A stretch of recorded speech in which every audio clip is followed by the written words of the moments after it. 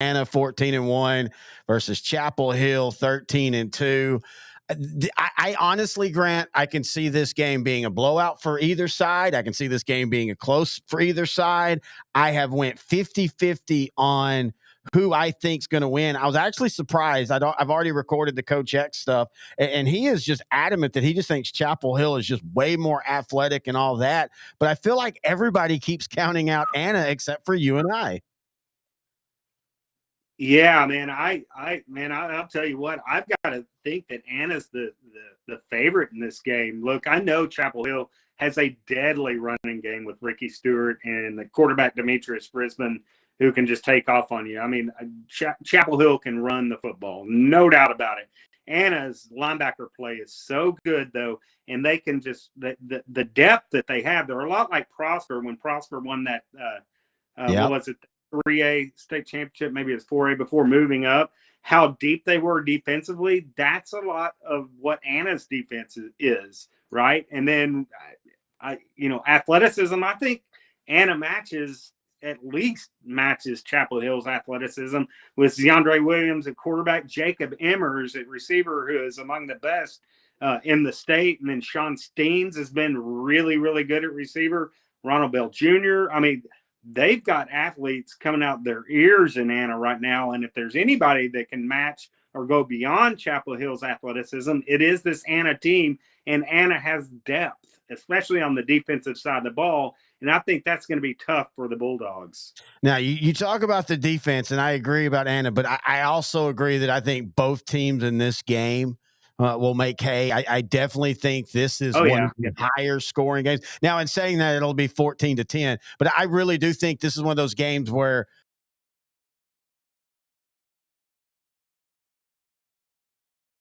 this is one of the most intriguing matchups. I know I feel like I've said that a lot, but that's a good thing because we have great matchups in our classes. But this Class 4A Division I matchup of Anna 14-1 versus Chapel Hill 13-2. I honestly, Grant, I can see this game being a blowout for either side. I can see this game being a close for either side.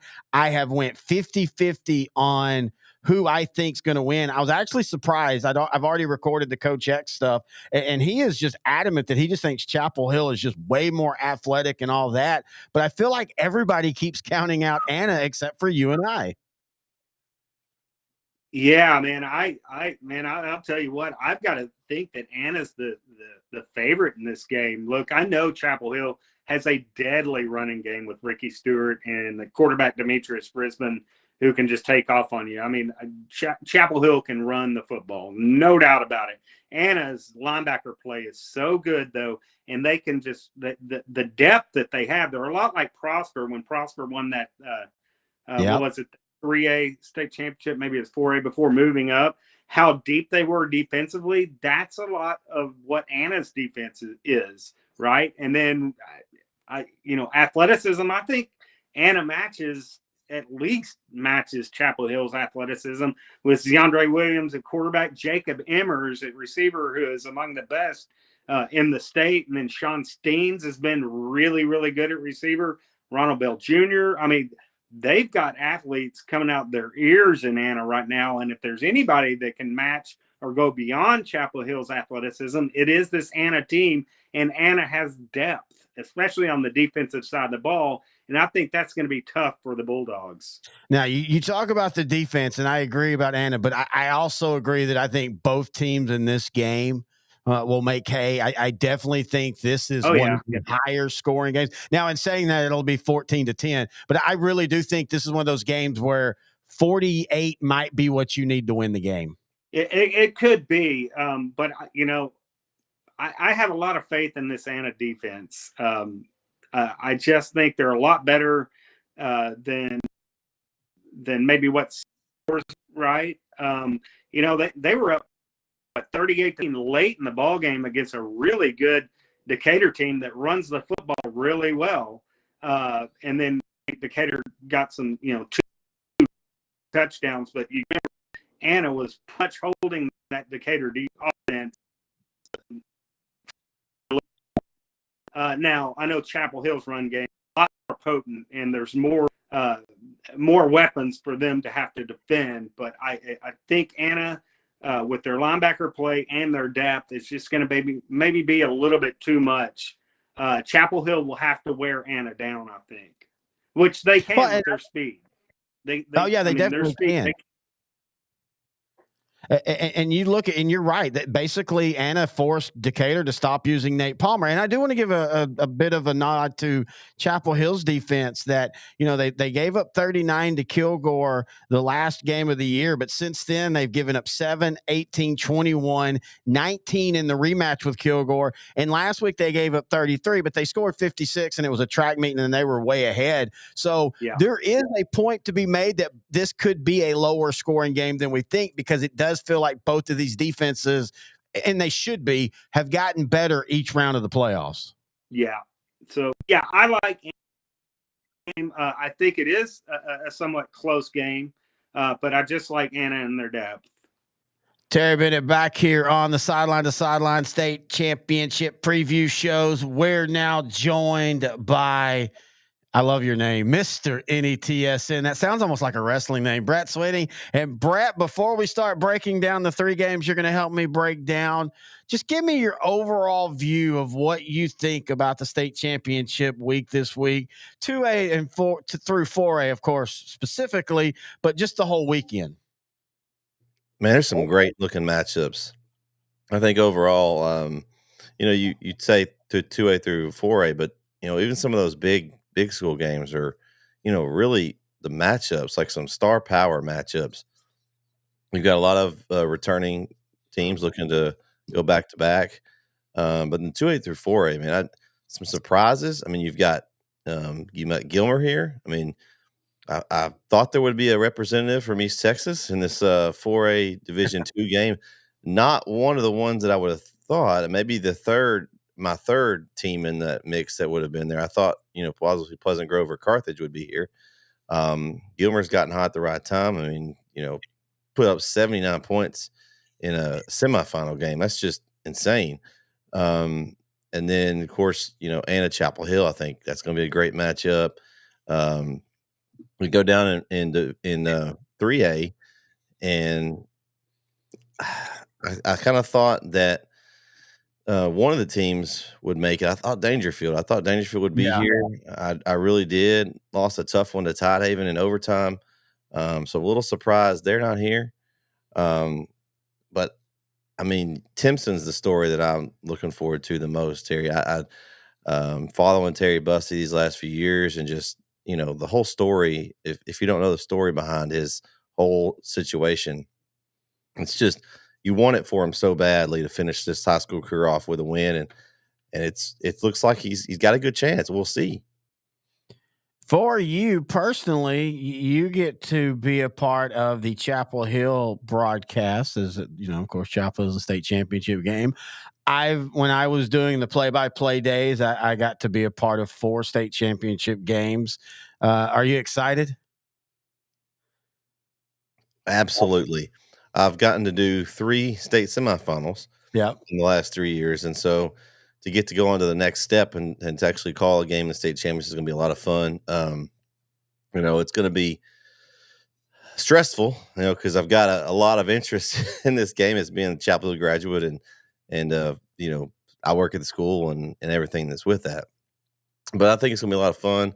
It's one of those things that, guess win or lose, these calls are the play-by-play will be played back and forth probably for a long time. So hopefully it goes our way, and it's going to be a good finale and a good way to end it. But man, I'm just excited to get to go. We've got our press passes and stuff lined up, and get to be my first time up in the booth. I've been to AT&T Stadium as a fan and spectator and everything else, but it's going to be a little bit different, but it's going to be a lot of fun. I've got my kids coming with me, my wife, and we're going to have a good time. It's going to be stressful, but a lot of fun. It's going to be a little different. This will be my 4th state championship game of Chapel Hill to attend. I attended, when I was in 1st grade with my parents, and then of course the last 2 we were in 12 and 13 years ago as a fan down in the stands. But being up in the booth will be a little different. I'll have to kind of contain my, bad call ref and all that kind of stuff to myself. But honestly, I'm excited to do it, and I'm just honored to get to do it. And for you and NETSN, while here over at L4 Media, after this weekend, we go into full on off season mode. Doesn't mean we're going to sleep or anything, but especially with realignment, basically, I'm taking like a week off in between, for Christmas and then right back to it. But, we're doing our off season stuff for y'all. Y'all just simply are moving from one sport to another. Talk about what y'all are going to be doing the rest of the fall, winter, into the spring. Off season, what's that? I don't know. Exactly. I don't know what that is. We've already kicked off basketball season, and I was I did, which is kind of the reason why my voice is a little bit off. I did 17 games Thursday, Friday, and Saturday of last week. Um, it's 16 basketball games and a football game. Of course, the one in Waco for Chapel Hill, but we did the Brook Hill Invitational. We covered the entire tournament. Shout out to Brook Hill; they're one of our schools, and always treated like royalty over there. They take care of us, and but we've got games coming up. We really have one more game this year, I'd say. Besides the football game, we have one more basketball game. We'll have a few weeks off, and then we'll pick right up in January, and it'll be basically Tuesday, Friday. There'll be at least one game, sometimes 3, 4, 5 games, depending on how many crews we have out. So I'm excited about this basketball season. Where, of course, we still have center will be on with us. We'll have pretty much all of center's games on our network. We're also going to have another crew that's going to be kind of covering the Shelby County schools, which is around center. I think they're going to have some St. Augustine, Shelbyville, try to get some Timpson games, some other schools down that area, and then of course up here we've got Lindale and Brook Hill and ARP and some other schools, and then of course KO will we get to join us back in the booth for some basketball, and so he's got some of those old KMU connections. He's going to be trying to do some of those schools up north, maybe Mount Pleasant, Chapel Hill, Rains, and some of those schools. So I'm excited. We've got lots of basketball. I mean, if you like hoops, we're going to have it, and all presented by Hoop Insider. We've kind of partnered up with Brad over there at Hoop Insider, and so he's going to be getting the word out for our games. But yeah, we'll have, if you like hoops, we'll have a lot of it coming up over the next 2 or 3 months.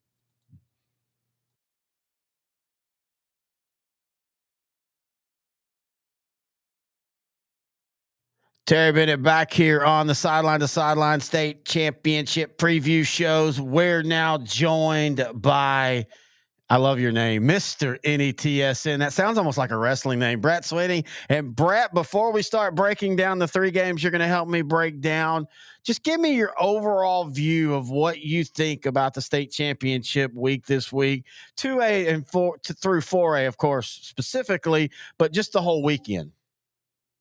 Man, there's some great looking matchups. I think overall, you'd say to 2A through 4A, but even some of those big school games are, really the matchups, like some star power matchups. We've got a lot of returning teams looking to go back to back, but in 2A through 4A, man, some surprises. I mean, you've got you met Gilmer here. I mean, I thought there would be a representative from East Texas in this 4A Division II game. Not one of the ones that I would have thought. Maybe my third team in that mix that would have been there. I thought, possibly Pleasant Grove or Carthage would be here. Gilmer's gotten hot at the right time. I mean, put up 79 points in a semifinal game. That's just insane. And then, of course, Anna Chapel Hill. I think that's going to be a great matchup. We go down in 3A, and I kind of thought that one of the teams would make it. I thought Dangerfield would be here. I really did. Lost a tough one to Tidehaven in overtime. So a little surprised they're not here. But I mean, Timpson's the story that I'm looking forward to the most, Terry. Following Terry Bussey these last few years, and just the whole story. If you don't know the story behind his whole situation, it's just you want it for him so badly to finish this high school career off with a win, and it looks like he's got a good chance. We'll see. For you personally, you get to be a part of the Chapel Hill broadcast, as of course, Chapel Hill is a state championship game. When I was doing the play-by-play days, I got to be a part of 4 state championship games. Are you excited? Absolutely. I've gotten to do 3 state semifinals Yeah. in the last 3 years, and so to get to go on to the next step and to actually call a game in the state championship is gonna be a lot of fun. It's gonna be stressful, because I've got a lot of interest in this game as being a Chapel Hill graduate and I work at the school and everything that's with that. But I think it's gonna be a lot of fun. It's one of those things that, guess win or lose, these calls or the play by play will be played back and forth probably for a long time. So hopefully it goes our way and it's going to be a good finale and a good way to end it. But man, I'm just excited to get to go. We've got our press passes and stuff lined up and get to be my first time up in the booth. I've been to AT&T Stadium as a fan and spectator and everything else, but it's gonna be a little bit different, but it's gonna be a lot of fun. I've got my kids coming with me, my wife, and we're gonna have a good time. It's gonna be stressful, but a lot of fun. It's gonna be a little different. This will be my 4th state championship game of Chapel Hill to attend. I attended, when I was in 1st grade with my parents, and then of course the last 2 we were in 12 and 13 years ago as a fan down in the stands. But being up in the booth will be a little different. I'll have to kind of contain my, bad call ref and all that kind of stuff to myself. But honestly, I'm excited to do it, and I'm just honored to get to do it.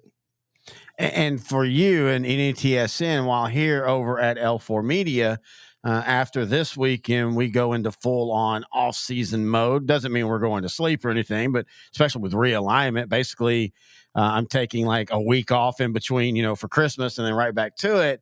But, we're doing our off season stuff for y'all. Y'all just simply are moving from one sport to another. Talk about what y'all are going to be doing the rest of the fall, winter, into the spring. Off season, what's that? I don't know. Exactly. I don't know what that is. We've already kicked off basketball season, I did, which is kind of the reason why my voice is a little bit off. I did 17 games Thursday, Friday, and Saturday of last week. That's 16 basketball games and a football game. Of course, the one in Waco for Chapel Hill, but we did the Brook Hill Invitational. We covered the entire tournament. Shout out to Brook Hill. They're one of our schools and always treated like royalty over there. They take care of us. But we've got games coming up. We really have one more game this year, I'd say. Besides the football game, we have one more basketball game. We'll have a few weeks off, and then we'll pick right up in January. And it'll be basically Tuesday, Friday. There'll be at least one game, sometimes 3, 4, 5 games, depending on how many crews we have out. So I'm excited about this basketball season. Where, of course, we still have center. Will be on with us. We'll have pretty much all of center's games on our network. We're also going to have another crew that's going to be kind of covering the Shelby County schools, which is around center.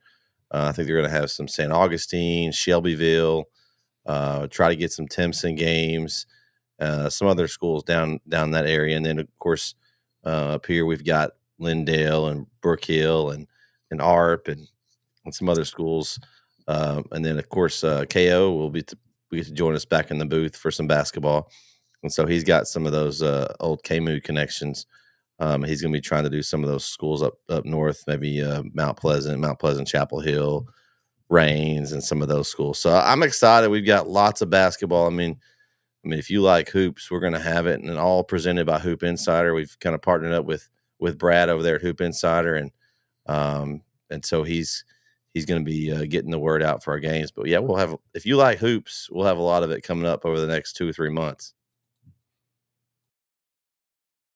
Are you an athletic director or coach looking to make your locker room pop, looking to refresh your look, looking to redo your brand? Well, check out SI Design and Printing. They're going to transform your sports organization, athletic facilities into what you're looking for by enhancing the student athlete experience, boasting the brand, and honoring your past. They do that with banners, backlit signage, locker graphics, window graphics, fence mesh graphic designs, and so much more. If you need a refresh, SI Design is going to help you do that. Check them out online, sidesign.net. And hey, if you're a parent or a grandparent, they've got something for you as well, as SI Design is the leading provider of custom sports prints. They offer a variety of products, including posters, banners, canvases, and more. All you have to do is upload your high-quality studio or action shot, and SI Design will create the memory for you. For more information, all you have to do is go to their website, sidesign.net/sports prints, and you'll get all the information that you need. You can also find them on Facebook. Just type in SI Design and Printing. Give them a call, 254-405-9492, or you can email them, info@sidesign.net, and tell Kyle that's Sideline to Sideline.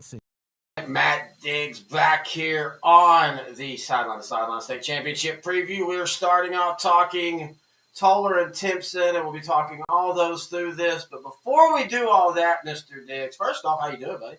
Hey, I'm blessed. How you doing, Terry? It's my favorite time of the year. I hate it because it's the end of the season. So, like, we talked about this last week on the show. You know, it's like a cliff. Like, I'm going.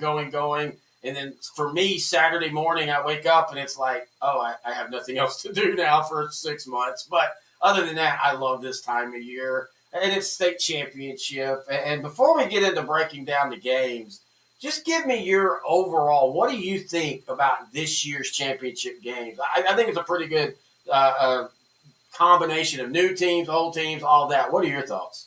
I disagree with you a little bit because, Okay. I mean, at the top of the bracket, effectively, in the 6A, it's the same old thing. I mean, Well, that's favorites are probably the favorites yet again. And this is the first year where my fairness bracket has kind of kicked in. I think we kind of see a little bit of a disparity with all the Dallas schools making it. That is it truly fair that all of those programs are going to get to sleep in their bed and have just a normal week, a normal preparation, whereas you've got all these other teams coming from around the state to AT&T Stadium who are going to be completely out of their routine. And I think that is a massive intangible for some of the games, especially when you have a team like Summer Creek who's never been here before, playing a team that's not only been here before, but it's going to get to sleep in their own bed. So this is the first time, Terry, I've really kind of felt like, and is this situation really fair for all teams involved? Well, yeah, I agree with you at the top end. And you know, I've talked to you about it, and me and Grant have talked about it. It's funny. I can't get enough of Gunner versus Canadian, but honestly, Duncanville versus North Shore, I just don't care anymore. You know, I hate to say it, but other than Coach Samples finally winning it last year, the best game of it was the first game, the Hail Mary. Every one of them since then has just been, and this is also a compliment to the two defenses, but let's just be honest, they've been boring football. Oh yeah, they're very, but because they're so good at it, it's kind of Yes. like watching mid-tier SEC football, and you're just like, yeah, this is great. I've seen it. It's nice, and I just like to see new teams, and you know, maybe 7A will finally shake it up to where we get new teams and new classes and new matchups. But I mean, overall, right now, the really good teams are shining right now, and we're seeing really big point margins. And I think the state championship, for maybe 9 of the 12 games, are likely blowouts. It's going to be the 3 games that we'll really enjoy and that we will really cherish. But again, so many blowouts, and I think it's just because the teams are the teams this year. Yeah, I mean, and it was a couple of years ago. I think, if I remember off the top of my head, last year was solid. But a couple of years ago, it was a pretty, like, I even admitted, like, midway through the 4As, I was kind of like, all right, I'm done. Like, I just, they just weren't exciting games. And that's the one negative, honestly, also about, I feel like we're being all negative, Nancy. We just talked about this is our favorite time of the year. But one of the other negatives about when you're in that kind of stadium is, even if it's an exciting game, you kind of lose that. You at home, and even there, I mean, I've been there. I've been there just as many times as I haven't since they started the one place, and that is one of the negatives, man. Even if Martin, Albany go into overtime, it's 7,000 fans and 92,000 or 100,000 seat stadium, and you don't get to feel that energy and that pull of that game. Yeah, and I think on Saturday we could see some really energetic crowds with Oh, PNG you will, yeah. and South Dallas. So that side will definitely be good. You're right, and that was your idea, Terry. That really captivated me throughout the season. Is let's take these small schools and put them to the Star. Let's let those games be played at the Star, and I think you could have some fascinating and a little bit more compactful type of games where you're not expanding this out over four days. One of the things I'm actually looking most forward to is on Wednesday. I'm going to go check out a little 6-man football action, and as well as the Wednesday night game. And I'm beginning to start to see the allure of the Wednesday night games. I think the Wednesday night game has even more prestige than maybe even the Thursday afternoon or the Thursday morning game, because you got a night game. You are the main event across the state of Texas, and it's something unique. Wednesday night football doesn't happen often. Yeah, but I still feel that because it's not, and this is not a knock on the 2 6As, but the people that go to see 6A are the hardcores, the 6-man fans, or this is the first time I've ever seen it and I want to see it. The rest, and I know this from talking to people and stuff, the rest are just like, yeah, I'll start on Thursday. I'll just watch I'll watch the first game in my hotel room if they have Bally's or if anybody has Bally's. But yeah, I'll just start my big going there every day on Thursday. So I see the point, but I do think it gets hurt by that. Now, I wonder if there's a point that if we're going to keep them in Dallas or at one place, and it's going to be Dallas for the most part, or Arlington, I almost wonder, is there any point do you ever switch up the rotation? I know you're never going to put a 6A on Wednesday, but why can't 3A and 4A and 2A switch it up a little bit and they rotate a little bit and let 2A have a Friday night or something like that? Everybody talks about all the 6-man and 2A really want to be there. Okay, so then let's make it fair for them. Right. And I mean, yeah, they flip the D1, D2, and really that only impacts the Thursday night, Friday morning. Yep. That otherwise your 6As are Saturday, whether it's at 3 or 7. So but again, we're talking about fine tweaking a really good system. Yes. For the most part, it is a very good system, and I think you could do some things better with it. But especially this year, so many Dallas area teams, that highlights the disparity in having to come up here and not come up there. I throw a little psychology fact out there, and if you're coming up here if you're coming in here to sleep and you're going to stay at a hotel, the first night you ever sleep at a hotel, psychologically, your fight or flight mechanism, your parasympathetic nervous system is always on guard because you're in a completely new environment. You don't get good night sleeps the first night. Now, when you're on a vacation, second, third, fourth night, yeah, you're fine. But that very first night, you have problems. And a lot of these teams are only coming up for one night if they're coming up at all. And if they're not coming up at all, we're talking about 3 or 4 a.m. wake up times. That is a massive change to the anatomy and your routine for getting ready for football. Yeah, I think Franklin's coming up the day of because I think I saw on their Franklin page that they're having a send-off party at 6:30 a.m. But I will flip that on you, and I'm not trying to act like it's not a benefit, but I had one coach tell me he would prefer to have his kids in a hotel that he's over than be at their own homes where they might be up all night because they're nervous playing video games or online or watching movies. He goes, I'd rather at least have a control of I can check and see if they're at least laying down at night. So I can see, I see your side of it, and it does look bad because there's just so many DFW area teams. But I do think there's a case to be made that these are kids, and kids bounce back really well. And all the stuff that we gripe about now, back when we were 14, 15, 16, we wouldn't even pay attention to. All valid points, and a coach being able to kind of keep that kind of control over a team is very important. But still, you can be laying down, but it doesn't mean you're getting good rest. Division 1, Anna 14-1, Chapel Hill 13-2. This is one of the few ones that I think a lot of people had one side of the bracket, Chapel Hill. I don't know if people thought Anna would be here, but I have got to tip my hat to the great Grant Goodwin. He saw Anna week 2, came back, and on the show boldly said, I think this Anna team is better than last year's Anna team. And we were all like, there's no way. They lose their quarterback. They lose. And he's like, no, I'm telling y'all, they're better. They're deeper. They have a better defense. And lo and behold, here they are in the state championship game. And this one is one of the more enticing games of the weekend for me.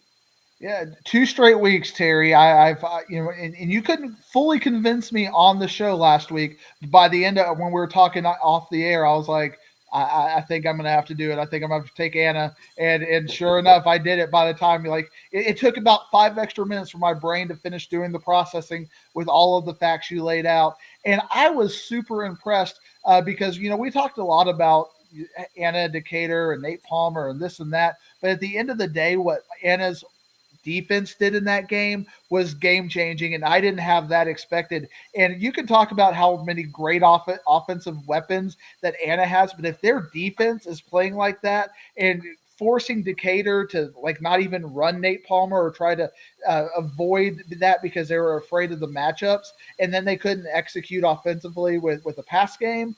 Man, Anna's going to be able to have multiple ways to stop Chapel Hill, and that shocked me. It wasn't them winning; it was the way they won, shutting them down defensively, shutting down Nate Palmer. Offensively, they're going to do what they're going to do. And a lot of people, when we were having arguments over Anna and would they get better, talked to me at the beginning of the year about what a quarterback coach that Seth Parr is, Yeah.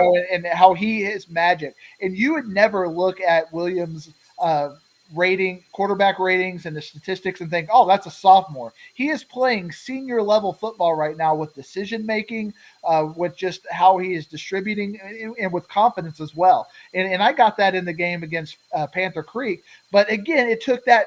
I still have that idea that, man, it took a Hail Mary for an effective Hail Mary for them to beat Panther Creek. But it seems like ever since that 3-game lull, like that Paris, Sulphur Springs, and then Wilmer Hutchins, that they have turned it on. They have gotten better. They got their wake-up call. It took 3 weeks, but every week I'm looking in the playoffs, they are getting better. Well, the thing is they're playing a team that you could say is just like them in that way. Chapel Hill, back-to-back years, they got to the state semifinals, and Austin LBJ 2 years ago barely beat them in a classic. Last year, Bernie grounded them down. And then this year, after they had, they lost to Kilgore, they lost to Lindale, and the valid question has this team not progressed? And Grant and I talked about it multiple times that this team, and it was still a good team, but this team had not taken that step everybody had assumed that they would take. And I still think one of the issues that they're lacking at that can hurt them, and it hasn't, is the lack of the passing game. The passing game has never gotten better than where it was 2 years ago when Brisbane was a sophomore. He's a hell of a runner. He makes some good, at times, they have well-designed pass plays, but then there's also going to be 6 throws a game that they're either going to be airmailed or they're going to be intercepted. But that run game with Brisbane, with Ricky Stewart, with the sophomore, I think of his name right now, who's kind of come up over the last few weeks and really added that third dimension to this running attack. The question is, can anybody stop Chapel Hill's running game? Now, Anna has a hell of a defensive linebacking core. Like you said, it was enough to where Decatur, and by the way, credit Decatur for almost still being in this game and winning it with them realizing, hey, we're not making hay with Palmer. Let's change things up. The problem for Chapel or for Anna this time, though, is it's 3 different running backs with 3 different styles. To me, that is almost as potent as having a passing game. Javorian Cook is the third running back. Yes, thank you. In that group, and that core had 7 touchdowns, and like you said, it's 3 different styles, 3 different ways. And when you got Brisbane who can go 6 or 7 in the passing game and find the right time to pass, it's going to be. That's basically the formula. That's the recipe for their winning. But can they do that? I look at that Kilgore game, and they actually had some defense in that game. In the Davenport game, I think that was just more of a function of they were scoring so quick, so Davenport had more possessions. And if that was a 7-possession game, it probably wouldn't have been 56-33. But you get in this little bit of a shootout, and you have 14 possessions in a game. Even if a team goes 14, a 4 of 13, they're still getting 28 points. So I think in a situation, I'm really looking at their defense. I'm not really looking at that Davenport 33 and going up. Look at how bad their defense is. But the way this game is going to shake out, I'm going to lean on you, Terry, because I've seen the argument for Chapel Hill and I buy into it. But Anna just seems to be that team, that is just you pick against them, you think that they're going to be down, and they find a way. Yeah, this has been the hardest one for me.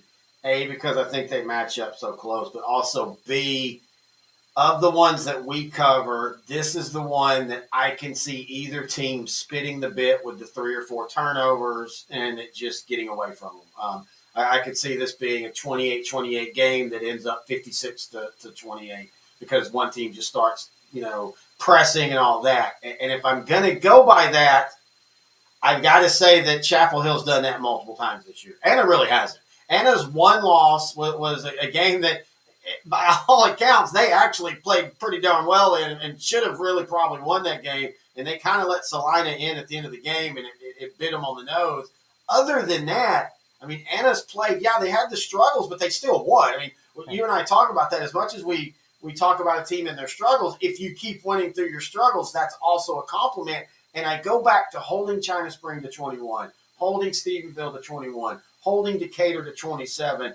All of them do what Chapel Hill does, and that's run the ball well. All of them, though, had better passing games, and they still were able to hold them relatively low points in today's high school football. I'm going Anna, and I'm going Anna 42 to 28. 42 to 28. Well, I've been on a couple of podcasts now where I've taken Chapel Hill, but you are exactly right about the fact that they've shut down China Spring, they've shut down Decatur, they shut down Stephenville, and is Chapel Hill's running game enough? Because even in that slugfest against Wilmer Hutchins, when offensively it was wet and they couldn't do anything, they could lean on their defense. The Panther Creek game, their offense bailed them out the one time that they did that. But how did Panther Creek get all those points? It was throwing the ball down the field and taking advantage of some one-on-one and some blown coverages. Running the game, Panther Creek got very little against Anna. So if Chapel Hill is going to do something, they're gonna have to hit some big passes, and they don't consistently do that. You've changed my pick again, Terry. I'm going to take Anna 28, Chapel Hill 21. I just think you don't want scoring like that. I just don't think you want to take Anna each week when I'm forcing you into it. I think you have a secret. Coach X hates Gunner. Maybe you have a secret thing against Anna. I don't. I've watched them. I just don't think they're that good. But somehow, they're. I mean, I don't. When they go into 5A Division II next year, I think they're a third place team in that district with Lovejoy and Melissa, being 1 and 2. I just watch Anna, and I don't see them as a state championship pedigree team. But every week at a micro level, they're better than the team they play. I'll tell you. Sorry to cut you off, but that's China Spring the year after they beat Carthage that year. Every game after that, every game before that, heck, me and Granny went down and watched them against West Orange Stark, and them and West Orange Stark with match drives. And then West Orange Stark's stud running back that year tore his knee up in that game. And from that moment on, they were out. And then every game after that, it was like, how does China Spring keep beating these teams? And then I remember Grant just said, well, at some point, you just got to give them credit for beating the teams. And you're right, Anna. But, I mean, you go watch Chapel Hill, and Chapel Hill doesn't just blow your skirt up with, oh, my God. I mean, they're fun. They're athletic. But you don't go, oh, my God, this is state championship football. But here we are. I think that's because of the divisions that I cover, Class 4A Division I probably is almost the most just balanced of the top 5 teams, top 10 teams each year. You can shake the bag and just pull out 2 teams, and you're not going to be wrong. Panther Creek. I ended my rankings with them number 1, Anna number 2, or Salina number 2, Anna number 3, and I'm just like, now they keep winning the games. They beat the team that beat Salina. They beat Panther Creek. At a micro level, they keep winning the games in front of them. And matchup-wise, they look a little bit better than Chapel Hill, although I feel like Chapel Hill's got that team of destiny. They've been here. They've got that experience. But at the same time, Anna keeps winning. Yeah.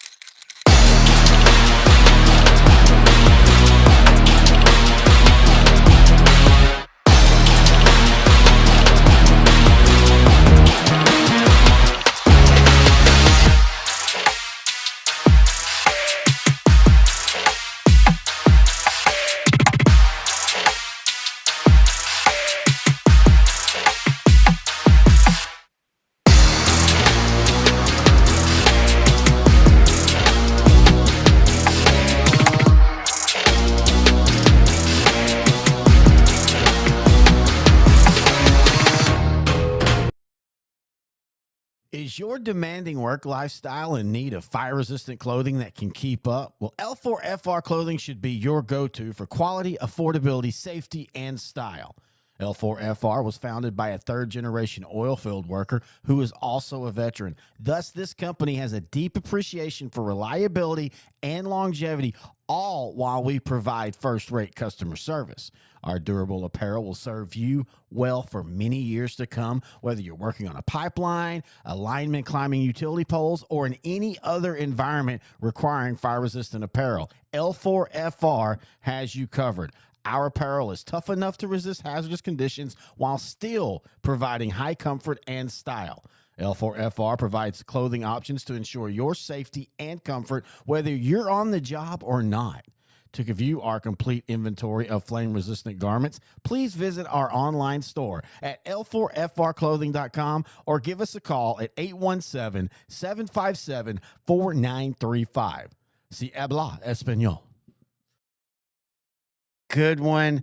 And before we break down all the games, Mr. Goodwin, just tell me, what are your thoughts on 2A through 4A this year, the state championship games? Some people think it's going to be some great games. Others think they're going to be a lot of blowouts. Where do you fall on that? Man, there's some that could go either way. There's going to be one or two that you kind of think maybe might out that are about and surprise you a lot, like Windthorst a couple of years ago. Yeah. I could foresee some games like that. What I really like is it's refreshing. There's a lot of new faces, some newcomers to the games. Yeah, that's I think been the thing that I've enjoyed much, and I've been doing these interview with coaches, and I've talked to Tidehaven and I've talked to Toller, two teams that haven't been there. Tidehaven in a long time, Toller in ever. And the thing that I've got from both of them is, yeah, this is exciting. Yeah, this is awesome. But they also were like, I didn't realize how little of actual coaching I would get to do this week because of all the things that are around this game. And it's not even Coach Mullins from Toller was like, it's not even the interviews. It's the paperwork. It's the things like that, things you wouldn't think a coach would have to deal with on this week. Yeah, especially if you're man, you got to hope you have help.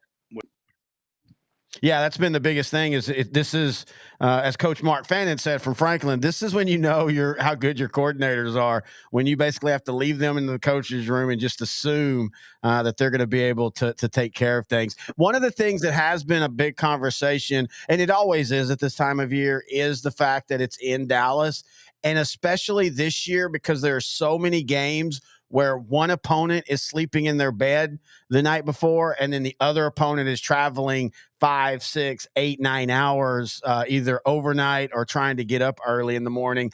I still contend that with kids, it's not that big of a deal. No, sure, you'd hate to get thrown out of your routine, but yeah, as 15, 16, 17-year-olds, how much is really a routine when, they're in such good shape? They're pretty bright-eyed and bushy-tailed when they need to be. So they're not like you and I where, they hurt sneezing or coughing or something. So I don't think it's a big of a deal. Is it the idea situation? Maybe not, but I don't think it matters that much. And everybody's going through the same stuff. I know, yeah, some schools are closer to Arlington than others, but let me tell you, when they walk through that main entrance, when the bus pulls through and they go into the locker rooms, nothing else matters. What is your favorite part of this week? Well, it's really I love the games, obviously, but it's the week of the few days leading up to the game, seeing all the fanfare online through social media, through some of the chat channels, the message boards, seeing everybody go back and forth. And it really kind of gets you fired up to say, who's going to be eating crow on Saturday or Friday or whatever, and that's just fun. And a lot of it's good natured ribbing that I like seeing, but I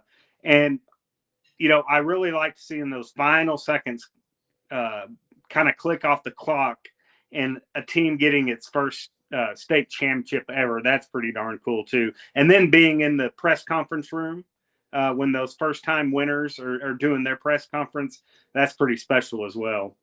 Yeah, I can remember a couple years ago when Franklin finally, broke through and they're winning that state championship, and they were up enough that it started to kind of soak in the fourth quarter. And I can remember they had a shot of Fannin, and I even talked about it to him about it today. And he was looking up at the scoreboard, and you could kind of see in his mind he was starting to add up. Oh wait, we're about to win this. Like there's no way now Gunner can complete this comeback. And just the look on his face and just as he even said it, there was some of it was a relief, but just the finally winning one for a program that had been knocking on the door for so long. Yeah, and you got to think if he gets it done this year, this would be 3 in a row, and it would be complete elation, probably mixed with a lot of relief. Franklin themselves had a lot of pressure on them with the big winning streak this year. And I guarantee you, everybody in Franklin expects to be hoisting that state championship trophy. So him, Coach Fannin and that staff and those kids have a lot on their shoulders, so I think it'll be, elation, but it'll also be a lot of relief when the clock hits 4 zeros and if they come out the winner.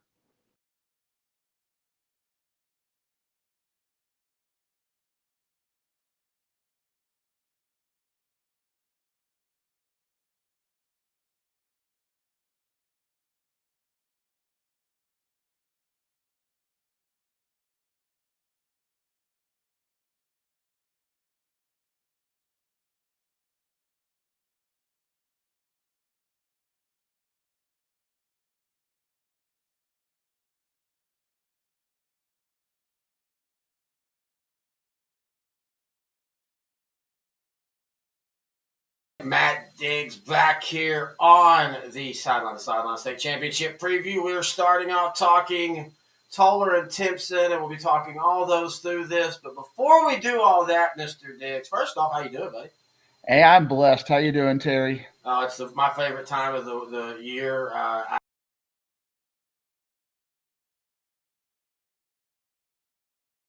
hate it because it's the end of the season. So, like, we talked about this last week on the show. It's like a cliff. Like, I'm going. And then for me, Saturday morning, I wake up and it's like, oh, I have nothing else to do now for 6 months. But other than that, I love this time of year. And it's state championship. And before we get into breaking down the games, just give me your overall, what do you think about this year's championship games? I think it's a pretty good combination of new teams, old teams, all that. What are your thoughts? I disagree with you a little bit because, Oh, yeah. I mean, at the top of the bracket, effectively, in the 6A, it's the same old thing. I mean, Well, favorites are probably the favorites yet again. And this is the first year where my fairness bracket has kind of kicked in. I think we kind of see a little bit of a disparity with all the Dallas schools making it. That is it truly fair that all of those programs are going to get to sleep in their bed and have just a normal week, a normal preparation, whereas you've got all these other teams coming from around the state to AT&T Stadium who are going to be completely out of their routine. And I think that is a massive intangible for some of the games, especially when you have a team like Summer Creek who's never been here before, playing a team that's not only been here before, but it's going to get to sleep in their own bed. So this is the first time, Terry, I've really kind of felt like, and is this situation really fair for all teams involved? Design and well, yeah, I agree They're with going you to at the transform top your end, sports and, organization, I've athletic talked to you facilities about into it. what Me and you're Grant looking talked for about it. by enhancing the student It's funny, I athlete can't get experience, enough of boasting Gunner the versus brand, Canadian, and but honestly, honoring your past. They do Duncanville that with versus North banners, Shore, backlit I just signage, don't locker care anymore. graphics, window graphics, I hate to mesh say it, graphic but designs, other and than so Coach much Samples more. finally If winning you it need last a year, refresh, the best SI game Design of it is was going the to help you first do game, that. the Hail Check Mary. them out online. Every one of them since then has SIdesign.net. just been, And hey, if you're and a this is parent or also a a grandparent, compliment they've got to something for you defensive, as well. but As let's just SI be honest, a Design good is the boring leading football. provider of custom Oh sports yeah, prints. they're They very, offer a but variety because of they're so products, good at it. including It's kind of like posters, watching banners, mid-tier canvases, SEC football, and you're more. just like, All you yeah, have this to is do is great. I've upload seen your it. high-quality It's studio nice, and or action shot, I just like and to see SI new Design teams, will and create the memory maybe for you. 7A will finally shake it For up to where more we get information, all you have new to do is teams go to and their new website, classes and new sidesign.net matchups. But I mean, /sports overall, print, right and you'll now, get all the the really good information that you teams need. are You can also shining find them right on now, Facebook. and we're seeing Just really type in big SI point Design and margins. Printing. And I think Give the them a state call, championship for 254 maybe 405 9 of the 12 games are 9492, likely or you can blowouts. It's email going to be them the 3 info games at that will really sidesign.net enjoy and that we will really cherish. But again, so many blowouts, and I think it's just because the teams are the teams this year. Yeah, I mean, and it was a couple years ago. I think if I remember off the top of my head, last year was solid, but a couple years ago, it was a pretty. Like I even admitted, like midway through the 4As, I was kind of like, all right, I'm done. Like I just they just weren't exciting games, and that's the one negative. Honestly, also about I feel like we're being all negative, Nancy. We just talked about this is our favorite time of the year, but one of the other negatives about when you're in that kind of stadium is even if it's an exciting game, you kind of lose that. You at home, and even there. I mean, I've been there. I've been there just as many times as I haven't since they started the one place, and that is one of the negatives, man. Even if Martin Albany go into overtime, it's 7,000 fans and 92,000 or 100,000 seat stadium, and you don't get to feel that energy and that pull of that game. Yeah, and I think on Saturday we could see some really energetic crowds with PNG Oh, you will, yeah. in South Dallas. So that side will definitely be good. You're right, and that was your idea, Terry. That really captivated me throughout the season. Is let's take these small schools and put them to the Star. Let's let those games be played at the Star, and I think you could have some fascinating and a little bit more compactful type of games where you're not expanding this out over four days. One of the things I'm actually looking most forward to is on Wednesday. I'm going to go check out a little 6-man football action, and as well as the Wednesday night game. And I'm beginning to start to see the allure of the Wednesday night game. I think the Wednesday night game has even more prestige than maybe even the Thursday afternoon or the Thursday morning game, because you got a night game. You are the main event across the state of Texas, and it's something unique. Wednesday night football doesn't happen often. Yeah, but I still feel that because it's not, and this is not a knock on the 2 6As, but the people that go to see 6A are the hardcores, the 6-man. Is your demanding work lifestyle in need of fire-resistant clothing that can keep up? Well, L4FR clothing should be your go-to for quality. Are you an athletic director or coach looking to make your life? Is your demanding work lifestyle in need of fire-resistant clothing that can keep up? Well, L4FR clothing should be your go-to for quality, affordability, safety, and style. L4FR was founded by a third-generation oil field worker who is also a veteran. Thus, this company has a deep appreciation for reliability and longevity, all while we provide first-rate customer service. Our durable apparel will serve you well for many years to come, whether you're working on a pipeline, a lineman climbing utility poles, or in any other environment requiring fire-resistant apparel. L4FR has you covered. Our apparel is tough enough to resist hazardous conditions while still providing high comfort and style. L4FR provides clothing options to ensure your safety and comfort, whether you're on the job or not. To view our complete inventory of flame-resistant garments, please visit our online store at l4frclothing.com or give us a call at 817-757-4935. Si habla español. Matt Diggs back here on the Sideline State Championship preview. We're starting off talking Toller and Timpson, and we'll be talking all those through this. But before we do all that, Mr. Diggs, first off, how you doing, buddy? Hey, I'm blessed. How you doing, Terry? It's my favorite time of the year. I hate it because it's the end of the season. So, like, we talked about this last week on the show. It's like a cliff. Like, I'm going. And then for me, Saturday morning, I wake up and it's like, oh, I have nothing else to do now for 6 months. But other than that, I love this time of year. And it's state championship. And before we get into breaking down the games, just give me your overall, what do you think about this year's championship games? I think it's a pretty good combination of new teams, old teams, all that. What are your thoughts? I disagree with you a little bit because, I mean, at the top of the bracket, effectively, in the 6A, it's the same old thing. I mean, favorites are probably the favorites yet again. And this is the first year where my fairness bracket has kind of kicked in. I think we kind of see a little bit of a disparity with all the Dallas schools making it. That is it truly fair that all of those programs are going to get to sleep in their bed and have just a normal week, a normal preparation whereas you've got all these other teams coming from around the state to AT&T Stadium who are going to be completely out of their routine. And I think that is a massive intangible for some of the games, especially when you have a team like Summer Creek who's never been here before, playing a team that's not only been here before, but it's going to get to sleep in their own bed. So this is the first time, Terry, I've really kind of felt like, and is this situation really fair for all teams involved? Well, yeah, I agree with you at the top end, and I've talked to you about it, and me and Grant have talked about it. It's funny, I can't get enough of Gunner versus Canadian, but honestly, Duncanville versus North Shore, I just don't care anymore. I hate to say it, but other than Coach Samples finally winning it last year, the best game of it was the first game, the Hail Mary. Every one of them since then has just been, and this is also a compliment to the two defenses, but let's just be honest, they've been boring football. Oh yeah, they're very, but because they're so good at it, it's kind of like watching mid-tier SEC football, and you're just like, yeah, this is great. I've seen it. It's nice, and I just like to see new teams, and maybe 7A will finally shake it up to where we get new teams and new classes and new matchups. But I mean, overall, right now, the really good teams are shining right now, and we're seeing really big point margins. And I think the state championship for maybe 9 of the 12 games are likely blowouts. It's going to be the 3 games that we'll really enjoy and that we will really cherish. But again, so many blowouts, and I think it's just because the teams are the teams this year. Yeah, I mean, and it was a couple of years ago. I think if I remember off the top of my head, last year was solid, but a couple of years ago it was a pretty. Like I even admitted, like midway through the 4As, I was kind of like, all right, I'm done. Like they just weren't exciting games, and that's the one negative. Honestly, also about, I feel like we're being all negative, Nancy. We just talked about this is our favorite time of the year. But one of the other negatives about when you're in that kind of stadium is even if it's an exciting game, you kind of lose that. You at home, and even there, I mean, I've been there.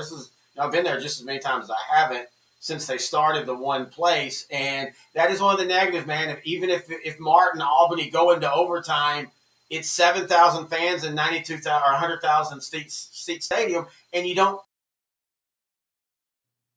All right, Terry Bennett here on our championship watch party. A little bit different views. We got the normal setup now because intern Nohe will be here in studio. We're about 3 minutes away from the broadcast starting for the game. Right now, I'm just kind of playing some of the clips from the people that joined us on the preview shows, such as Matt Diggs and of course Grant, and then can't think of his name, Brett Sweeney of Chapel Hill NETSN. So we're just kind of waiting there for that a few more minutes as intern Nohe has entered the studio, repping the Bells Panthers. I actually honestly forgot that you had that. I think that was Jeff Kincaid that sent that to us. We've got the hats. They don't have them on the table right now. In fact, if you look across right now, the front of the table, it's the, how you doing, buddy? Doing well. How are you? I'm doing well, doing well. It's the row of champions. We've got the Malakoff hat. Of course, they won yesterday in that thriller over Franklin, 14-7. We've got a ticket stub. I wish this is where I'm ready for newer cameras so we can zoom in. That ticket stub, if you can see, that's actually from last year. Grant and I went to Chapel Hill Gilmer, their first game of the season for last year. And we, of course, they're both playing today. We've got the Timpson Bear football that we got this year after we went to Timpson versus Beckville. It's sitting atop the Southwest Conference because that is the Conference of Champions. And then, of course, the L4 Media hat. The hat of we won a champion this year. We're hanging banners. Oh, hey, happy 1 year! Hey, thank you. Almost like we're just talking about that on the show last night on the live stream. Yeah, we technically kind of started the last day of the year last year. Banners. That's what we need. A banner. We just got to have a banner. I still think that's. We got an outdraink the coverage. We got a side. No. I have an idea. Intern Nohe. Okay. We're going to start. They won't be this big. I mean, like a championship banner. Oh, that's how we're going to honor our fantasy football winners. We're going to put a banner up on the studio wall so when we're doing outdrink the coverage, you'll be able to see. I think that's pretty cool. Yeah. I sometimes think good thoughts. All right. We are now about a minute away. So what we're going to do real quick is we're going to take a break. We're going to run a couple of spots here, and then we'll come back basically right when they're about to kick off. Anna versus Chapel Hill right here on L4 Media. Are you an athletic director or coach looking to make your locker room pop, looking to refresh your look, looking to redo your brand? Well, check out SI Design and Printing. They're going to transform your sports organization athletic facilities into what you're looking for by enhancing the student athlete experience, boasting the brand, and honoring your past. They do that with banners, backlit signage, locker graphics, window graphics, fence mesh graphic designs, and so much more. If you need a refresh, SI Design is going to help you do that. Check them out online, sidesign.net. And hey, if you're a parent or a grandparent, they've got something for you as well, as SI Design is the leading provider of custom sports prints. They offer a variety of products, including posters, banners, canvases, and more. All you have to do is upload your high-quality studio or action shot, and SI Design will create the memory for you. For more information, all you have to do is go to their website, sidesign.net/sports prints, and you'll get all the information that you need. You can also find them on Facebook. Just type in SI Design and Printing. Give them a call, 254-405-9492, or you can email them, info@sidesign.net, and tell Kyle that's Sideline to Sideline.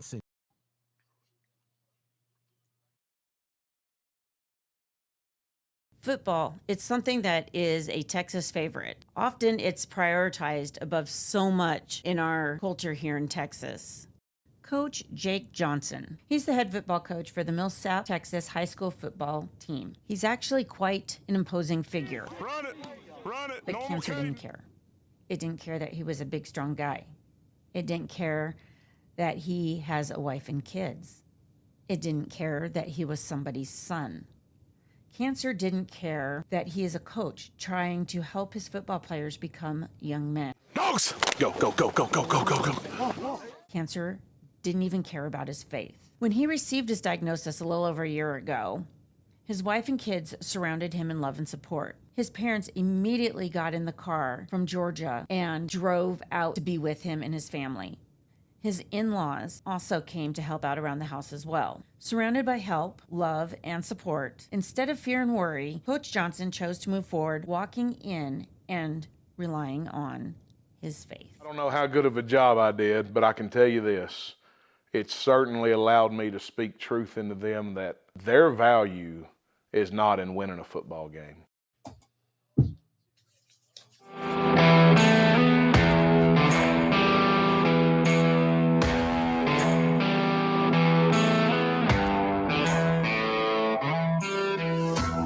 We've got two offensive teams today in the Class 4A Division I State Championship. Anna versus Chapel Hill. Who will come out on top in this titanic matchup?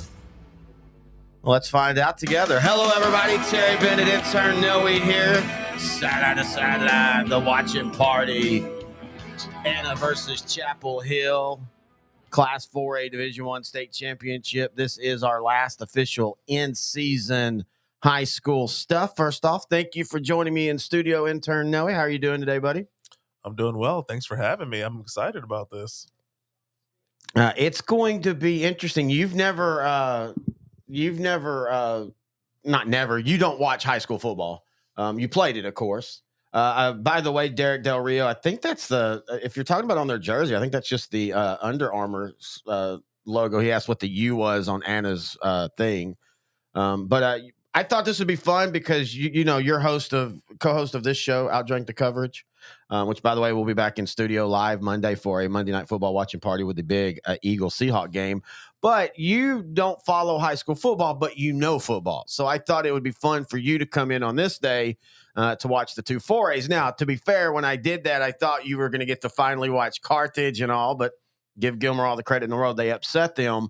But I think it's going to be fun to see your perspective on watching high school football today.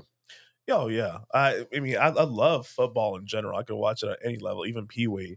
But the state said you couldn't do that anymore. I saw that. Yeah. Got the 500 feet. Yeah, straight 500 over. feet. Yeah. You and Grant. Yeah. No, but I mean, this is the best of the best in Texas high school football. Yeah. I'm really excited. There's a lot of exciting players in this game. So I'm really just looking to just enjoy it as a fan. This is definitely not a class that I usually Okay. follow, or level I usually follow, but I'm just excited to be here and to watch it with you. Well, and I think the thing that you're going to be, and I'm a little bit off mic if you're not watching. And by the way, today we will be breaking all etiquette. You will see eating on the air probably in the second game because the way these two games are, they're going to run up on each other. But I think the thing you're going to be the most surprised about watching, and you've been to a 4A game. You actually came out with Grant and I, man, that was 10 years ago, watched Abilene, Wiley, and Argyle. But I think you're going to be surprised that 4 years from now when you're watching seniors in college and you're gonna be like, oh man, I saw them. The level at 4A now in Texas. I mean, you look at Chapel Hill, Brisbane, their quarterback, and Ricky Stewart, their running back, both are SMU commits. Anna will have a couple of those. We'll see. You will see, in my opinion, the best defensive lineman I've seen in high school football in the second game in DJ Sanders. He's a junior. Texas is chasing him. So, hey, go Horns there, buddy. I like Jeff Reardon's beard. Yeah, Jeff Reardon. He's the head coach at Chapel Hill. And if you're into this and you're like, what are y'all doing here? Basically, we're watching the game on the studio TV. We will share the stats. So in case somebody is not able to watch the game, but they're wanting to know, we have a stat page. What, you like Anna's look? I like Anna's colors. Yeah, they're purple. And then Chapel Hill's traditional blue and gold. Beautiful watching game.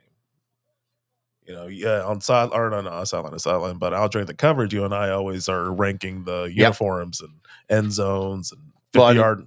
But yeah, this is beautiful to watch. And if you watch the Outdrank the Coverage show, we always have helmets out. You see how I did the helmet display over there? I do. You like the old school on top of the new school, like it's humping it? Oh, I did not. Come here, buddy. Come here. And again, speaking of Monday, we will have a live Outdrank the Coverage episode while we're watching the Seahawk Eagle game. That's a huge game for, even if Dallas loses against Buffalo, that's still a huge game because A, it keeps Dallas in the NFC race, but B, if the Eagles lose 3 in a row, when the Niners lost 3 in a row, we all knew why. Mainly it was injuries. Yeah. If the Eagles lose 3 in a row, I think you then start to truly go, okay, what is wrong with them? What is their issue? Oh yeah, and they had the fast start, but you saw the flaws in them. They were not the team from 2022. Yeah. Essentially, that team could run the ball, and then they would just do play action passes. They would get 3 or 4 big plays, and that was all she wrote. Like that was just end the game. But this year's team, they're making it smoke and mirrors. But I mean, hey, they're still well coached. Nick Sirianni is still one of the best coaches in football. Is he? I think that's kind of been, some people are starting to question that, like, was it more of what the coordinators were doing last year? Because he had new coordinators this year, and so all that's changed. But anyway, we'll be talking about some more of that stuff here through the day. But right now, Anna, Chapel Hill is about to start the Class 4A Division I state championship matchup. Again, this is our last day of live streaming. We're going to do this game and then the Gilmer-Belleville game. Very old school with the number on one side of the helmet. So that's the thing. Both sides. Sorry, excuse me. That's the thing in high school football now is a lot of teams put one logo on. You get different logos in each helmet, and I like that. As somebody that, like, when I used to create a school in the old school games, I would get frustrated because I could never pick what jersey, what I wanted. So now they make it to where you can put it on both sides. And Anna's one of those that's had different looks, and so does Chapel Hill. They have different looks through the season. When you and I were playing, the padding and the jerseys were very loose. Yeah, and they were heavier. When did that change in the high school level? About 10 years ago is when you really started seeing more and more of, like, now. And this is why when we talk about the violence of football and people try to claim that it's not as violent as it used to be, it's more violent. On all levels, the jerseys are the tighter, the pads are lighter, and your real world speed and your football speed are the same. You and I played in an era where your real world speed and your other one could be completely different. You saw that. You'd see a kid that was fast on the track, but he couldn't keep up in football. Now it's not like that. Anna will take over with the first possession of the game. Now, Anna is led by a sophomore quarterback, Zeandre Williams. They had a great La Tech signing quarterback in Evan Bullock last year, and everybody thought that they were going to take a step back. And Williams has stepped up this year, 2,700 yards, 38 touchdowns, only 8 interceptions, Jacob Emmers, the wide receiver, he was out for most of the year, but he has 600 yards in limited time, and he is so electric. It last 2 weeks ago, he made a one-handed catch on a huge game beating Stephenville. And you see Anna, they kind of start out with their wide look, and they throw that slot. And they're one of those teams that loves to feed that slot. And then when you get that safety step up, they want to go over the top of you. Oh, man, Edward Chumley almost had 1,000 yards for the season. Well, now, they're just like college, these stats carry count through too. Trayvon Brooks for Tyler. Great linebacker. 15 sacks. Impressive. And with a big play already across into Chapel Hill territory. And I think that's what you're going to see a lot today. This is going to be a fast break offensive game. They do it differently. Chapel Hill is going to run 90% of the time. Anna's going to run and throw. But, I mean, both of these defenses at times this year have struggled. So this has the chance for the high-scoring game.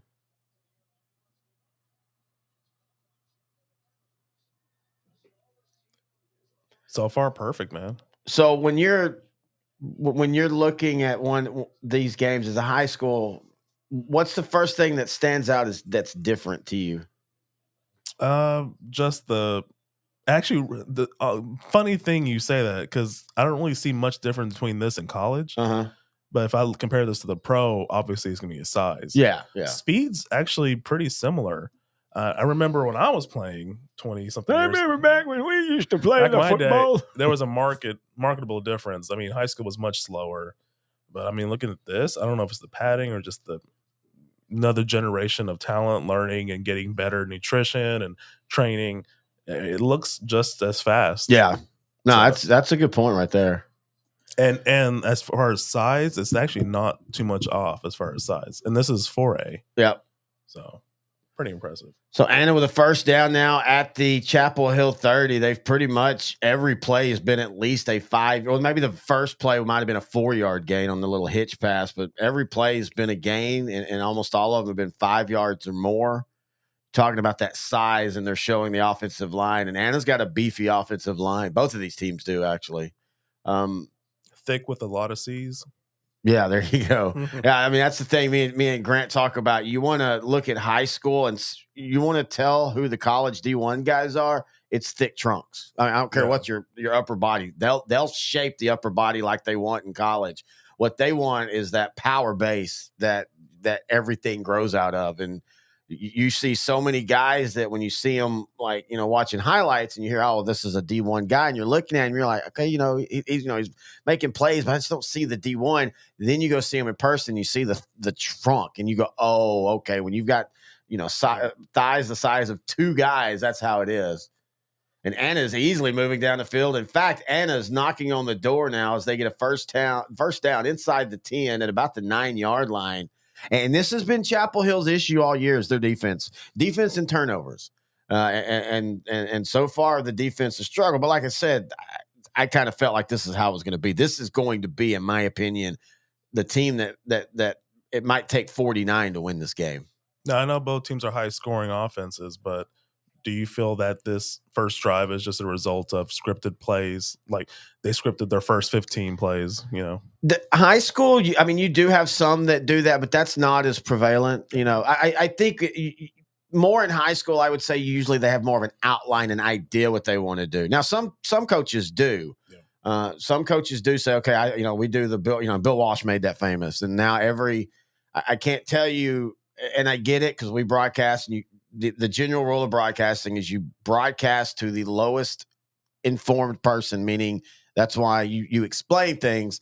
But man, how many times do we have to hear that in a college or pro game about how that OC, and it's going to be a touchdown and a right up the middle, Chumley scores. Untouched and uninspired defense right there. But I get so tired of hearing broadcasters, offensive coordinator so-and-so, he scripts his plays like he's saying some big secret. And we're like, yeah, dude, everybody has since the 80s. Okay, we get it. You don't have to.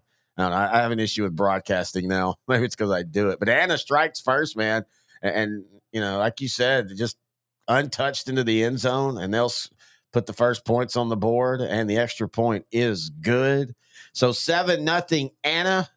We'll be right back, and we'll see how Chapel Hill responds here on the Class 4A Division I State Championship Watching Party.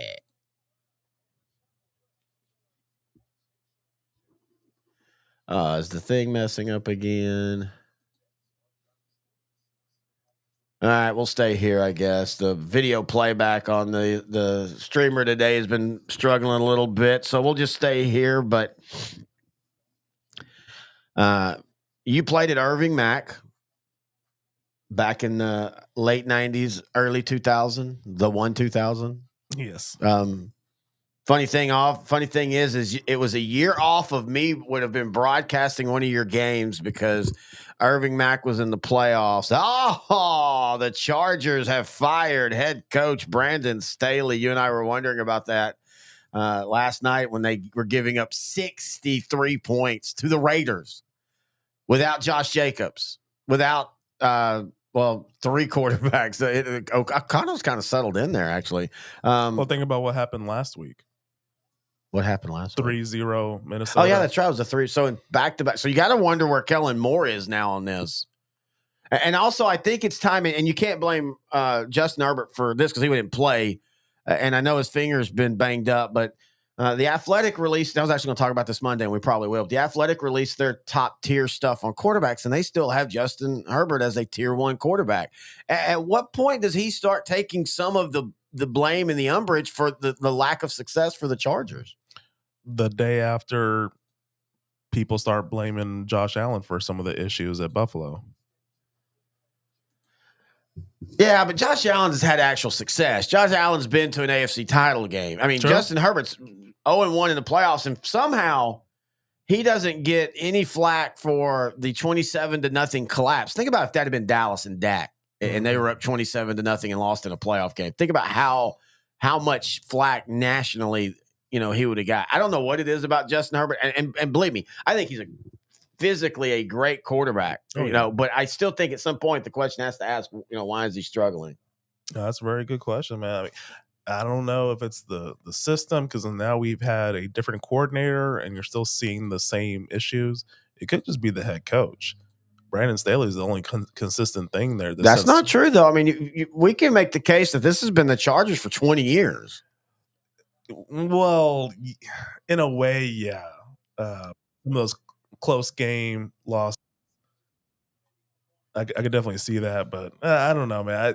This is a different Charger team as far as they're just not that good. But you look at the talent and you think, oh, wait, no, they have Khalil Mack, they got Keenan Allen, they got Herbert, they got Eckler. They have a somewhat decent O-line. They have a pretty solid D-line.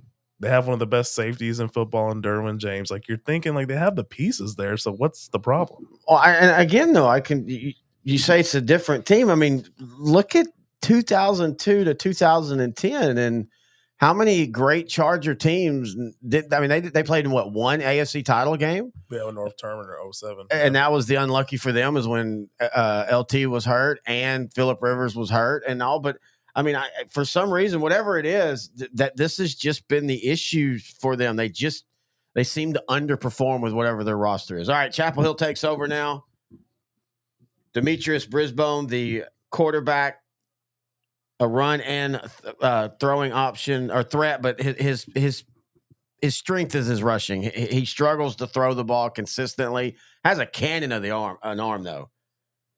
And they're showing their center, Keldrick Davis. This dude is a beast. I mean, he's one of those that loves violence, and you can tell when he's blocking.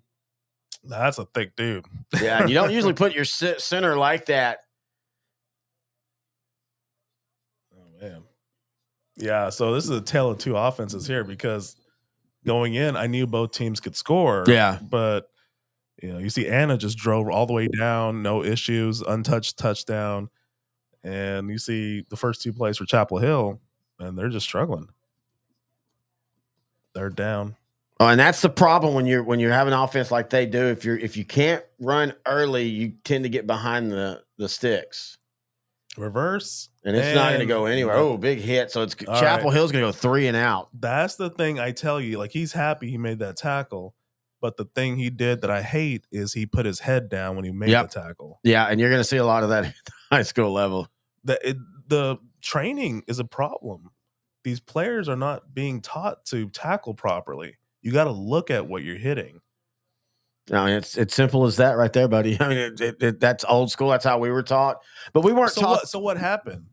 This is ESPN, yeah. I mean, this is the thing we were talking about earlier this week. Like, what happened? Why are they not? ESPN. I mean, the highlights. Kids started trying to go for kill shots. The NFL players trying to go for kill shots.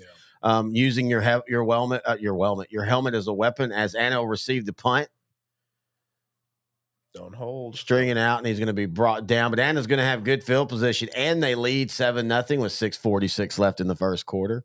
But yeah, Troy Aikman said it best, and I hate it because again, you can't see on right here, but if you watch our NFL show, I love helmets. I that's part of why I love football uniforms. Why we always talk about who has the prettiest uniforms and all that. But Troy Aikman says it best: if you took away helmets, concussions would go down. I would say probably 80%. Because you're not going to lead with your head and we didn't lead with our head. We were taught, like you said, hit what you see. But we were also taught form tackle. Don't go for kill shots. Don't go for the big hit. I don't know if all coaches are teaching that anymore, or if it is, it's just not getting through to the player. No, I mean, now a lot of the rules in the NFL, I'm not sure if it's trickled down to high school. I know some of it's been trickled down to college, but a lot of these are trying to protect the quarterback, trying to protect players. So to an extent, that's good, but some of it's kind of hurting the quality of the league. Oh no, it is, and for it's the sport in general. And it's not only hurting the quality of the league; it's hurting that people are getting hurt, and less kids are playing football now than they were when we were playing, and it's because of the injury concern, and it's not just helmets; it's also, I mean, all jokes aside, my knees, things like that, and people are starting to realize that is it worth it, and that's the thing that. All these old schoolers, they get mad and they say, "Oh, football's soft today," blah, blah, blah. Well, I mean, your choice is either you get help, you try to make it safer, or there's no football. Yeah. And, like you see more of a popularity in basketball now just because now it's more international. You don't really have to be the most athletic anymore to play the sport. Just have to be able to shoot a 3-pointer. Well, yeah. And maybe we are getting to that age where, get off my lawn, but I've talked about it. Basketball for me is hard to watch now because it's 3-and-D and nothing else. And I want to watch it just because, I mean, the Mavericks are right now. The Mavericks are one of the top teams in the. Is your demanding work lifestyle in need of fire-resistant clothing that can keep up? Well, L4FR clothing should be your go-to for quality, affordability. That was a little creepy. Back to the game, by the way. Sorry. I'm glad that Nohe's in here because I wanted to be able to have somebody to bounce off because it was driving me a little crazy the last 2 days doing these by myself because you're just kind of talking to the air. But part of that is we're just going to kind of talk about what's on our mind. Right now they're showing Seth Parr, the head coach of Anna. He's really turned that program around. Anna used to be a laughing stock, and now they're probably on their way to 5A Division II with realignment. That's a terrible picture to show. This is his wedding day. Yeah, but his wife's got one. I guarantee she didn't pick that picture. And somebody's texting her right now. OMG, you should see the picture they used. So if they win today, he's still going to be sleeping on the couch. Pretty much. So Anna up 7-0 takes over with good field position at their own 45-yard line. 6:46 in the first quarter. DeAndre Williams, keeper up the middle. Yeah, this could be a big drive for Chapel Hill. If they can just hold Anna to 3 points or maybe 3 and out, this is really big. If Anna drives here in 6 plays and scores a touchdown, this could open up the floodgates. Yeah, and if in high school, that's always a big thing. We're done factor, push it in, we're out, and so you have to see. Jacob Emmers with the reception, and he's going to get almost up to the first down. A nice little about 8-yard gain. He's shaking up. Now, he's been hurt all year long, and this is huge. Looks like his shoulder is bothering him. That almost looks like dislocation. But he didn't, unless he got drove into the ground, it didn't look like there was a lot of, hard hitting right there when he got tackled. And I don't know what it was that he was hurt with for most of the year. Maybe it was the shoulder. Looks like he's okay. Probably just a little bruise. And it's definitely not so. Yeah, he's moving it fine. I think he's just a little hurt. That's all. Little butt hurt. Yeah. Intern Nohe's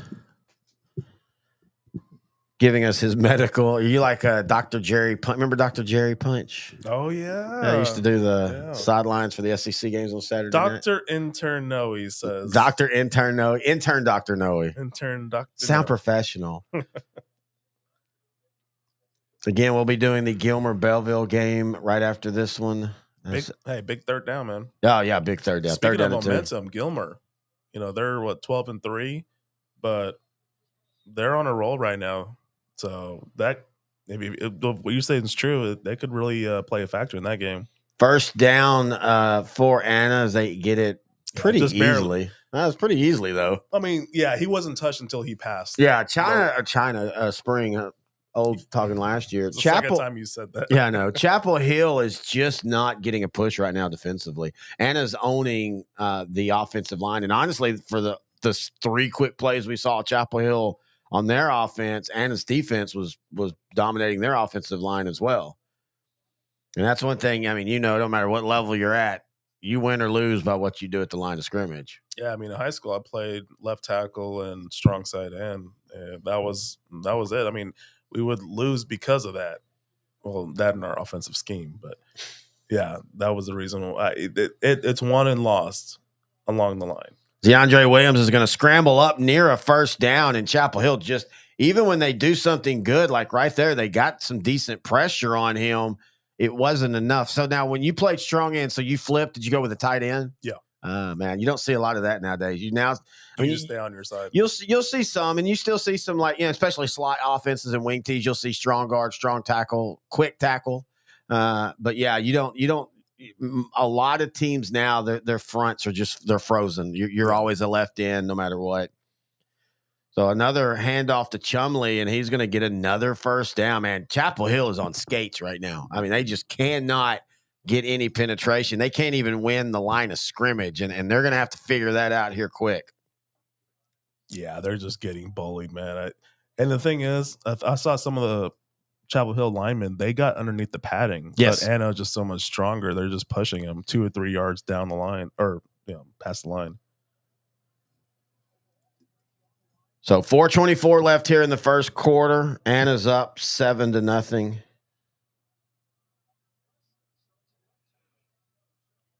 Oh, wow. Little miscommunication there. Is it looked like Ziandre was throwing more of a quick out, and the wide receiver slow played it.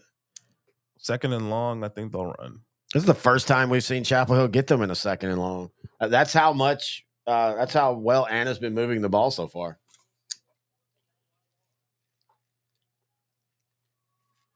Yeah, I mean, if it was me, just because of how the offensive line for Anna is dominating Chapel Hill's defensive line, I would just keep running the ball up the middle. Just keep inserting running backs. Linemen love to put more pressure on their hands because they can just go forward. Yeah, that was a bad call. Great Chapel Hill defense right there as they were trying a wide receiver screen. They're getting too cute on. That's their offense, man. I mean, that's what they do. That's in today's, in my opinion, in today's football world, you kind of said it best. I don't think offensive coordinators stick enough times with just what's working. They're trying to get too cute. That was Trevor Brooks on the tackle. Really good linebacker. 15 sacks this year, right? Yeah. Third and long. And he's built more like a safety, which is where linebackers are today because of the speed of the game and the spreading it out. So third down at 14. Williams back to pass. He's going to scramble. Got a little bit of a lane. It's going to be bottled up, but he's going to get about 6 yards. And so you're in that territory now. I don't know what their kicker's like, but it'd be like a 52-yarder, but you go for it right here. And that's what, you're seeing that more and more in college and the NFL, but that's something that's been high school forever. High school, man, you got it at the opponent's 35 and it's fourth down. You usually just go ahead and go for it because you're not going to get a good enough punt to tap. And you rarely have a kicker that can kick a 50-yard field goal in high school. You called him scrambling before he actually scrambled. That's pretty impressive. Thank you. I've watched enough games today. Apparently. in my time. So here we go. Fourth down and 7. Williams is being pressured. He slips, trying to get another. Breaks a tackle, and he's going to get the first down and more. That right there was DeAndre Williams as Chapel Hill got back to him, pressured him. He stepped up. There was at least 4 Bulldogs right there that could have made the tackle. Williams is able to squirt through and get the first down. And, dude, that's a killer. Look at the pressure. Brooks got pressure on him. Oh, Bad wow. tackling, man. Terrible tackling. They had him. Twice they had him. Number 90 didn't even wrap up because he wasn't taught how to tackle, apparently. Yeah, that's the other thing, man. It's the guys that they just lead in with, and this is on all levels, leading in with his shoulder. They just think that that's going to knock a player down, and that infuriates me more than a guy wrapping up and he just falls off and he doesn't bring him out. That happens, but the guys that come in with the shoulder, that's just lazy football. That is just terrible, man. So it'll be 2nd down and 8 now. The Coyotes already have 67 yards rushing. Running up the middle. They already got – oh, wait. Nope. Did a little RPO there and tried to hit the slot receiver on a little skinny post. Ball was thrown just behind him. Tricked me. I thought I was going to be a run up the middle. That's a good fake. They're trying to hit Jabari Finney. Just got it right behind him. Yep. Solid coverage right there for the Bulldogs. So another 3rd down and 8. Now you're talking the difference between being down 10-0 or being down 14-0. Again, they can get a first down at the 2-yard line. Williams will take. Now we're going to have a flag. It's going to be against, I think, the Coyotes. He's going to throw it up into the air, but it's going to be way out of bounds. I think that's going to be illegal shift or motion for the Coyotes. Or it might be offsides. Usually if they let the play go like that, it's usually offside. Yep, the fish. Yeah. The ref doesn't know where he's supposed to turn, so he turned to the wrong side. And that can be confusing down there because, at high school stadiums, where the press box is. When at the AT&T, there's basically just a circular press box, so you can be confused of where to turn and look. Or maybe he wanted the state of Texas to see his best side. Hey yo, snap back now. Going to be 3rd and 3 to 4th and 3. So kind of a very conservative play call right there on 4th and 3. In fact, I kind of didn't realize it was on 3rd and 3. I mean, well, that might have been the play I would have called just because of how much they're dominating the interior line. But in that play, the outside got pressure and was able to get the guy before he got the line of scrimmage. So very fast moving first quarters. We're already a minute out before the end of it. Anna leads 7-0. It's 4th down and 3, and now Seth Parr wants to call a timeout. Anna wants to talk about it. I mean, this is an important play right here. You have a chance to put a team like Chapel Hill that would prefer to run the ball, and let's not forget there's still plenty of time, and you can still do a lot of your offense, but you start putting pressure on them if you're up 14-0. If you're up 10-0, that's good too. I don't know their field goal situation, but if you have a field goal kicker, I would think about putting up the field goal and getting up 2 scores. At all levels of football, positioning is a big factor. Yes. So even if you don't convert, you're still pinning Chapel Hill. And I see now why more and more teams do that. I almost sometimes would prefer to pin the team back than to take the 3 points and then give them solid to decent starting position, especially if you have a defense that's, you can get good pressure and stuff. You can create a safety or even a turnover. But let's see what they decide to do. Jeff Reardon of Chapel Hill does not look happy right now. Chapel Hill the last 2 years had made the state semifinals. They got beat by Austin LBJ 2 years ago. They got beat by Bernie last year. The funny thing is the 2 teams that beat them were both purple, and they both lost in the state championship game. Here they're playing, and now they are coming out to try a field goal. Do you agree with this decision? Yeah, I do. Snap's good, kicks up, and kick is good. So 52 seconds left in the first quarter. Anna adds to their lead. It's now 10-0, and we're going to try the whole commercial thing and see if it works this time. Is your demanding work lifestyle in need of fire-resistant clothing that can keep up? Well, L4FR clothing should be your go-to for quality, affordability, safety, and style. L4FR was founded by a third-generation oil field worker who is also a veteran. Thus, this company has a deep appreciation for reliability and longevity, all while we provide first-rate customer service. Our durable apparel will serve you well for many years to come, whether you're working on a pipeline, a lineman climbing utility poles, or in any other environment requiring fire-resistant apparel. L4FR has you covered. Our apparel is tough enough to resist hazardous conditions while still providing high comfort and style. L4FR provides clothing options to ensure your safety and comfort, whether you're on the job or not. To view our complete inventory of flame-resistant garments, please visit our online store at l4frclothing.com or give us a call at 817-757-4935. Si habla español. Chapel Hill takes the return up, a nice return as they trail 10-0. Again, we aren't even out of the first quarter yet, as it's been all Anna all the time so far. As they lead 10-0, Chapel Hill went 3 and out their first time they had the ball. If you're a baseball fan, Max Scherzer will be out for until the middle of the 24 season. I think they knew that. Yeah. His back. Now, remind me, Chapel Hill had 3 and out the first drive, right? Yes. So Anna has basically had the ball the entire first quarter. The entire first quarter and basically all of it in Chapel Hill's territory. Yeah. The kickoff and the punt gave them good field position. Dominant first quarter for Anna. You know, all Chapel Hill can do right now is just say, hey, look, that's a wash. Let's see what happens in the second quarter. Just get a first down right now before you get to the second quarter. Exactly. That'll be a good momentum swing. Here we go. First down. Ricky Stewart's going to get a first down as he goes to the outside. Gets pushed right at the line. I was going to see if they were going to call a late hit on there, but they let it go. I'm okay with that. Yeah, that's perfectly fine. So in high school, I don't remember it when I was playing, but did they have 2-minute warnings? No. Okay. Yeah, it's perfectly fine. Sorry, I'm checking our sounds, making sure everything sounds good. No, you don't have 2-minute warnings, and not at quarter ends either.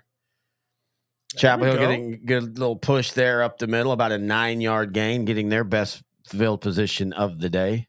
Good momentum going into the second quarter. Yep. And they're 12-minute quarters, correct? Yes. Well, good. 1 quarter in. Dominant first quarter by Anna, but they could see some Chapel Hill momentum swinging in the second quarter. Yeah, good starting drive here after being down now 10-0 into the first. We'll be right back. Or we'll stay here because the commercial, once again, the video playback just cannot decide to work today. So we'll stay here. Again, Monday, we're going to be doing the same thing. We're going to have ourselves a Monday Night Football watching party. We'll probably start, I think last time we started about 5:30, kick off at 7:15, kind of do an outdrink the coverage beforehand, talk about the Sunday games. Yeah. Oh, Chargers also fired GM Tom Telesco. I mean, sure. I guess you fire him because he hired, you go with that idea. I don't know what firing a GM in the middle of the season really does. Most of your stuff on your GM stuff is, off season, but sure. Yeah. Whatevs, as the kids like to say. Yeah, he's been with them since January of 13. Yeah, he was considered kind of the wonderkin when they finally named him. He'd been there for a few years and then they named him as GM. And again, you look at the roster up and down, it's a good roster. Now you do have to, I think one of the things that the Chargers tend to get players that are great, but they tend to be injury prone. And I do think that more and more the biggest talent a player can have is availability.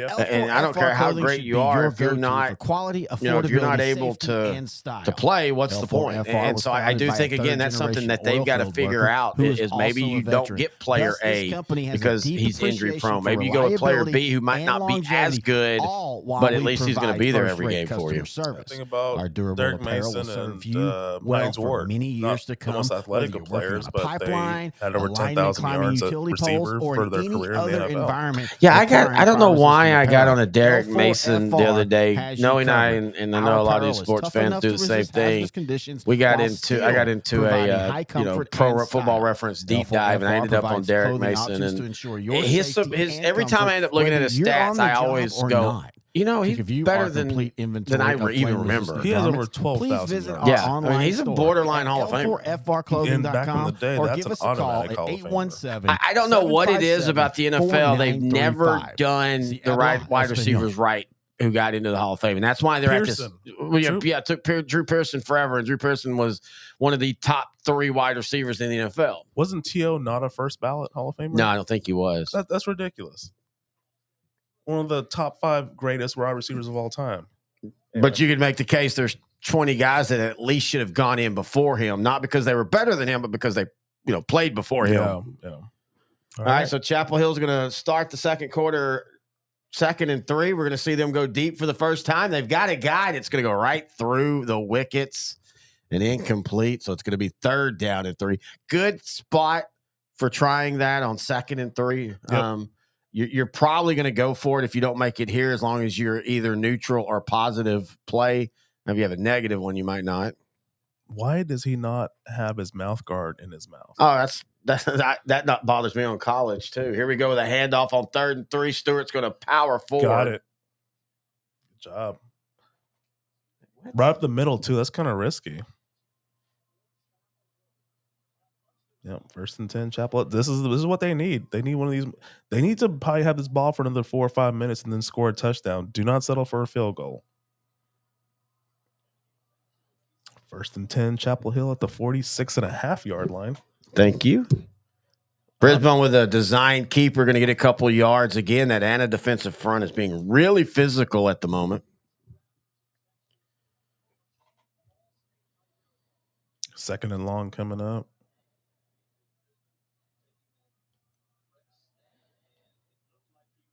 So when you played, I've always wondered this from other sides, because I grew up with a family that, we were big football people. We watched football on Friday. We watched football on Saturday. We watched football on Sunday. As Brisbane's going to roll out for Chapel Hill. Has a man near the sticks, going to be a completion and thrown out of bounds. It'll set up a 3rd down and 2. So my family, I knew other high school teams because before I even got into high school. Was that how you were? Or you just could you talk? Did you know even the teams you were playing other than what your coaches told you? No, I didn't know anything. Yeah, my parents came over from East Africa. Yeah. So I didn't have that in my environment. I just got into football randomly watching something on NBC, which was the 92 playoffs, Houston and Buffalo, and that crazy, ridiculous playoff game. Yeah. So that just got me hooked, and I started learning about the nuance of football, and then eventually that trickulated on to baseball. And I knew nothing about baseball, but then I started watching, and then I started learning. And I had some favorite players like Barry Bonds and Juan Gonzalez back then. But I just learned it as I went. And then public class. I had the internet back then. Dial-up was 2 years away in '95, but back then I could just go to the library. They have almanacs, encyclopedias, and I just became a fanatic about it. Now these kids nowadays are very lucky. They got their Pro Football Reference. They got Wikipedia. Oh yeah, they play Madden. I mean, we some people joke about that as it's 3rd and 7 for Chapel Hill now as they're rolling out. Brisbane's going to throw the ball deep down the field. He's got a couple guys there and another dropped pass that should have been caught. And now it's going to be 4th and 7 and a drive that was looking really promising. Now they might decide to punt. High pointed the ball like you want a receiver to do as he went up, but he just couldn't bring it down. It's the second time he's dropped it. If only his mouth guard was in his mouth. But talking to coaches, they'll admit that, kids, 7th, 8th graders come in and knowing schemes and coverages because they play Madden. And you watch a kid on Madden, especially now, it's not like it was, and I still play video games. And as Chapel is going to punt, a little surprised by that, but it was 4th and 7. Good punt. Very nice punt, but a good return coming up for Anna down the the near sideline. Oh, boy. Breaks a tackle. If he can get past the punter, he might go. He's to the 20, the 10, going to be thrown down at the 8-yard line, but Anna is knocking on the door with a 10-0 lead, and they are in very, very good shape. Coyotes are just right now, other than maybe 3 plays, have absolutely dominated Chapel Hill so far. That guy was untouched for 65 yards. He got it at the 18, ran it, not touched. Right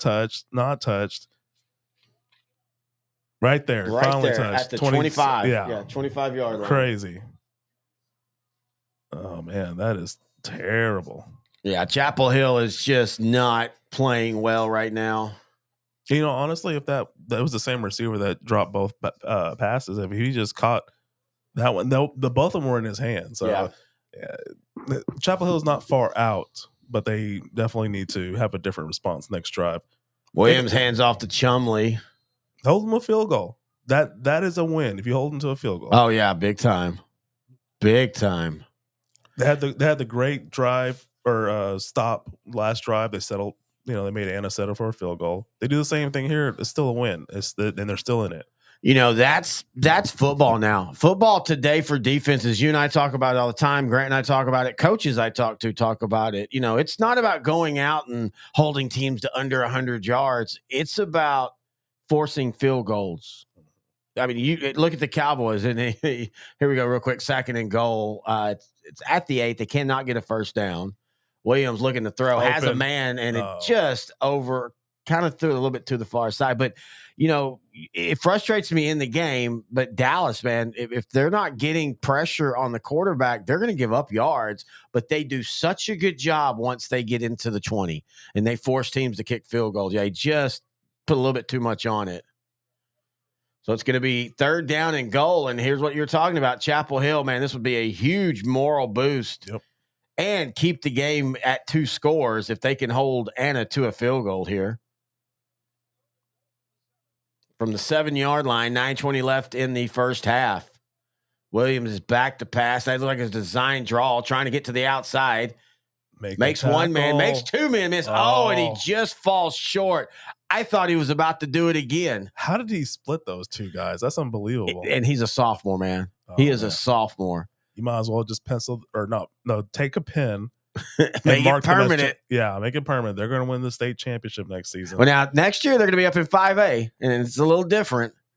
They'll be up in 5A Division II is where the realignment numbers are. If you're following high school and you don't realize this is realignment year coming up, that means here at L4 Media we're going to be having shows all of February, March, and April, just talking with coaches moving in and out of 4A, 3A, and 2A. Talking all the new districts. I love realignment. I don't care to do the projections like a lot of people do. Seth Barr is going to call another timeout. Hey, let's see if our commercials are working now. Is your demanding work lifestyle in need of fire-resistant clothing that can keep up? Well, L4FR clothing should be your go-to for quality, affordability, safety, and style. L4FR was founded by a third-generation oil field worker who is also a veteran. Thus, this company has a deep appreciation for reliability and longevity, all while we provide first-rate customer service. Our durable apparel will serve you well for many years to come, whether you're working on a pipeline, a lineman climbing utility poles, or in any other environment requiring fire-resistant apparel. L4FR has you covered. Our apparel is tough enough to resist hazardous conditions while still providing high comfort and style. L4FR provides clothing options to ensure your safety and comfort, whether you're on the job or not.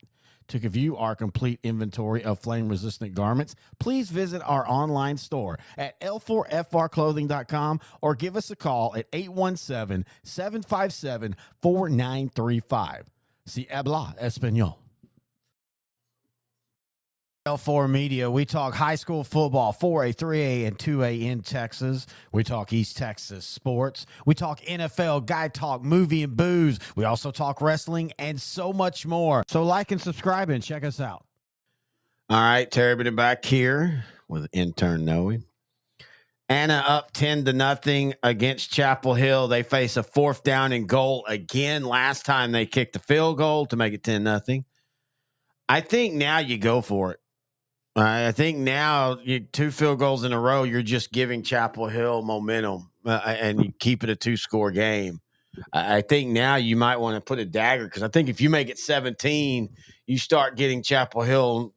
How much effort are they going to keep putting into it? I agree with you. What play should they call? I would roll out with Williams right now. They're having a hard time tackling him. Roll out and give him a pass run option. I'm always big on 4th down and short. I get the power game, and if you've got a Derrick Henry, I get it. But I love a quarterback rollout, quarterback on the move, where he has that option to do the either or. You want to put the defender, especially when you get around the goal line and you get a linebacker and it's him, the quarterback, and then there's a receiver behind him. The linebacker dictates what the quarterback does, and that puts the defense in a strain. And so I'm always big about that. And especially when you got somebody like Williams who can move around. We've already seen Chapel Hill is just having a hard time tackling him right now. I like that play, but I think they're going to just run it. I think it'll be a power move between the right guard and right tackle. All right, we'll see what they're going to do. It looks like they are going to go for it. I say that they're not really showing us the angle. But yeah, Williams is out there. They're going to go for it here on 4th down and goal from about the 3-yard line. Quarterback draw. Snap. Now they're going to do a little toss to Chumley. He's going to get to the corner, and he walks into the end zone. Basically untouched. Yeah. Coyotes are making this a route. No, they did run it to the right, but it was more of a sweep. Yeah, just a traditional sweep with a little bit of a pitch out from Williams to Chumley, and Chapel Hill is in a lot of trouble right now. They have to respond with the touchdown the next drive. They can't do a 3-and-out. You might as well go for it on 4th down, no matter where you are at on the field. You can't just let this game get out of hand. But yeah, great call. I mean, it was virtually untouched. Untouched. Untouched. Untouched. I'm untouched. No way.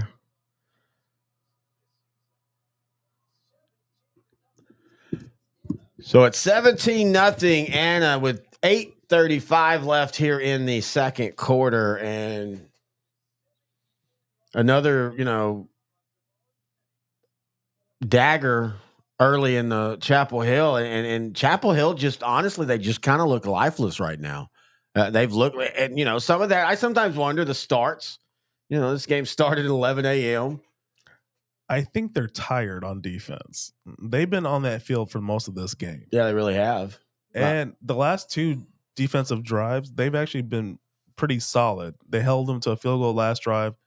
They didn't have bad field position. They had terrible field position on this drive, and they still held them to forcing them to make a 4th down decision. So the defense to me is playing solid outside of that first drive. What I need to see more is the offense making conversions. The receivers need to make catches.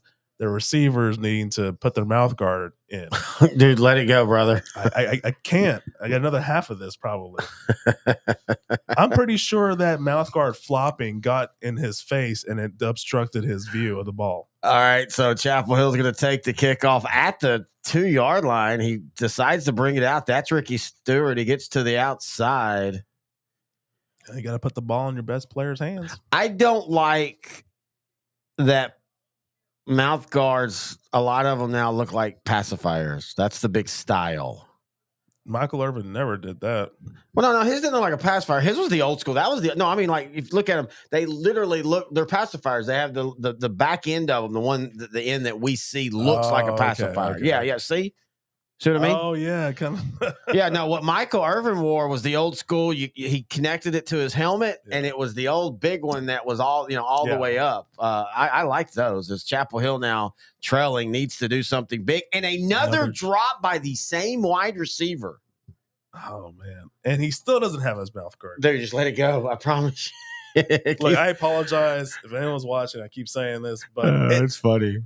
and it's neon green, and it doesn't even match. No. Why does he have to be a talentless guy that is also tacky as well? Oh, these are kids, man. These are kids. 3 drop Calling them balls. talentless. Kelly's actually had a really good year this year. Brisbane back, drops the ball on 2nd and 10, picks it up, scrambling now in a ton of trouble. All the way back to the goal line. He's going to be tackled at about the 2-yard line. That is not a safety, though. No, it's not a safety.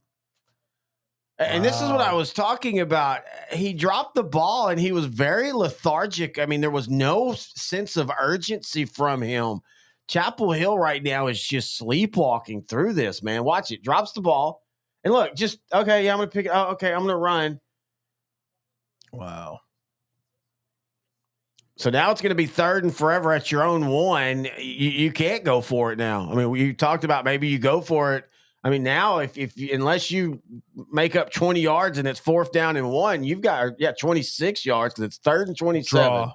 Draw. Yep, draw play. Ricky Stewart, that's a new running back in. He's going to get up to the 10, carry him up to the 15. Nice run, but I mean, it's going to be 4th down and 18 with 7:25 left. A very fast-moving game so far. And only one side has been offensive, and that's been, or you could say it's been Chapel Hill's defense that's offensive. Yeah. Hang on. Oh, wait, I don't have it anymore. I got rid of the rim shot. I was going to have a rim shot I was going to play when I said that joke. But, this is a lot like what the Toller Timpson game was. Timpson, we thought both teams would score. Timpson did. Toller never did, as Timpson went on to win 49-7. And, I mean, that's kind of how this game's playing out. Chapel Hill just has not looked engaged in this game at all today. Now, on that big 3rd or 2nd down stop, there was really good coverage in the secondary. So he should have thrown it away. But, I mean, in his defense, there was really good coverage. So Chapel Hill's going to punt now with 6:50 left in the first half, trailing 17-0. This is what I told you. They should not have had a 3-and-out. Short punt, and wow, it takes and a bounce. And Chapel Hill's truly in danger of being run out of this game right now. Hold them to a field goal. I mean, at this point, they really can't afford Anna to even get a 1st down. Jeff Reardon, they're giving his bio. He won a state championship at Sulphur Springs. That was a great team. Tyrick Rollison, the quarterback. They beat Dayton. Or was it Dayton or Crosby in the state championship game? It was like 49-48. Oh, wow. Great quarterback. He ended up bouncing around. He played so long in college because he took time off that he was the first quarterback when A&M Commerce started resurging and becoming a national power before they won that national championship in 2017. That you won't let me forget. No, I won't. You know who their quarterback was? Who? Luis Perez, who quarterbacked the Renegades. The Arlington Renegades. The Arlington Renegades were 3-6 and were scoring at 9 points a game. They traded for Luis Perez. They go on a 7-game winning streak. He leads the league in offense while he was there in Arlington Renegades. That's another this is my favorite sports year now, simply because the Arlington Renegades also. I forgot about that. So Anna now with the ball. They're going to try to go deep down and end this game, but it's going to overthrow their wide receiver. Haven't seen Jacob Emmer since he got hurt.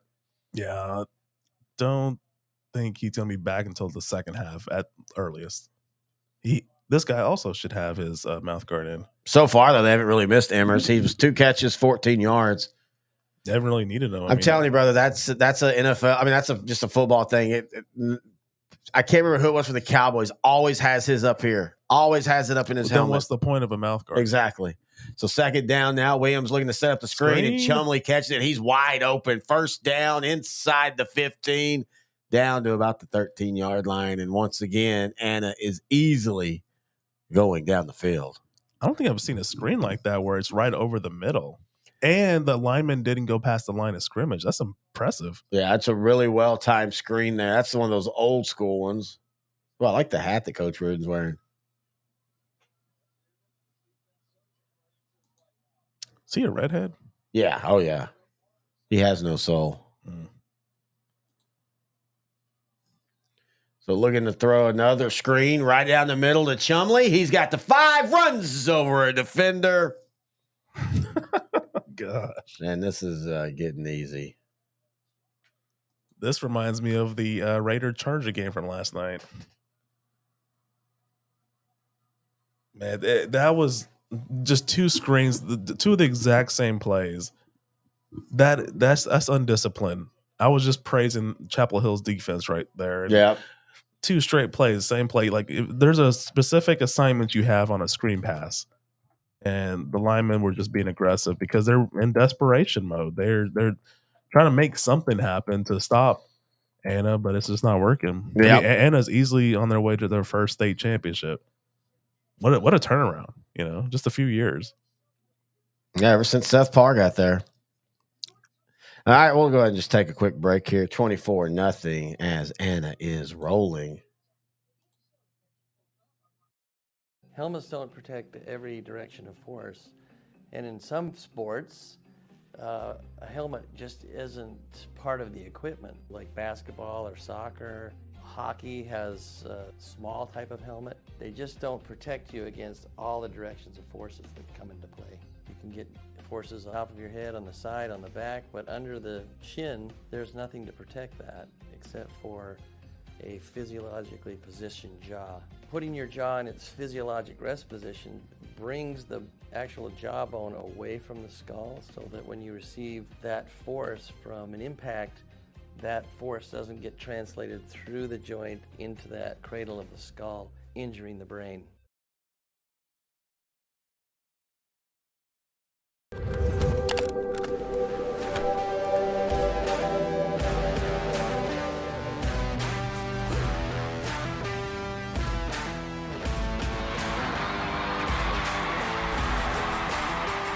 Hey, I mean, that was a good point. I think we might start seeing some go back. Terry Biddick, intern Nohe back here. L4 Class 4A Division I State Championship watching party. And if you're an Anna fan, you're happy, as it's been the Coyotes the whole time here. 24-0. Unbelievable.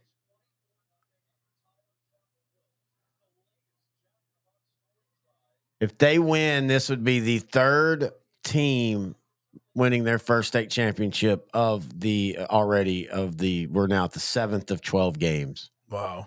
Now, of course, against Toller and Timpson, I'm sorry, 4th. I forgot about Timpson. Jeez.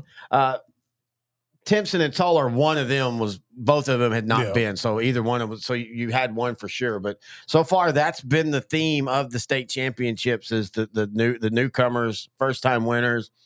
Chapel Hill's won 3 state championships. Their last one in 2011. Yeah. They actually played their next door neighbor Henderson in the state championship because that's just how the regions were drew up.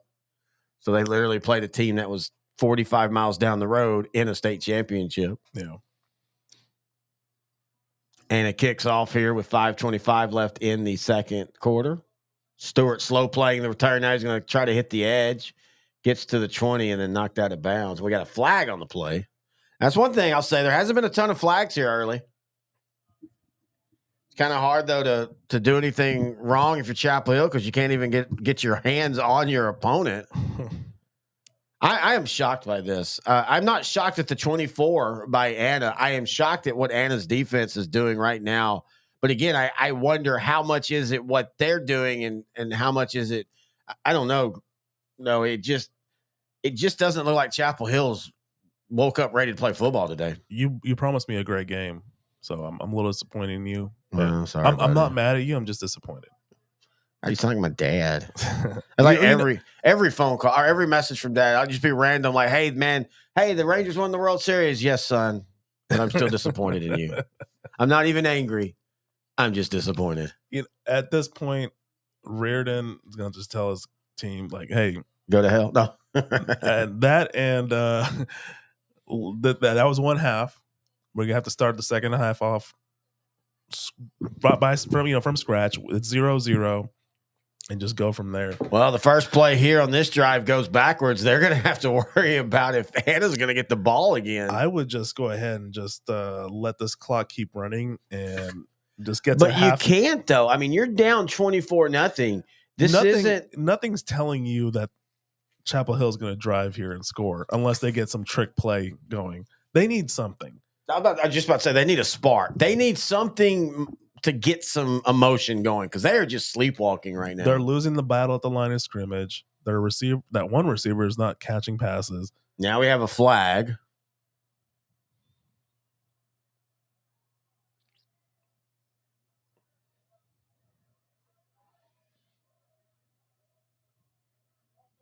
False start against Chapel Hill. At halftime, we're going to play some of the preview stuff for the next game. Again, if you don't know, high school halftimes are 30 minutes. That's the one thing, man, especially when it's last week of August, first week of September, it's 400 degrees outside, and you're just sitting there at halftime just standing around waiting. Oh, it's such a killer.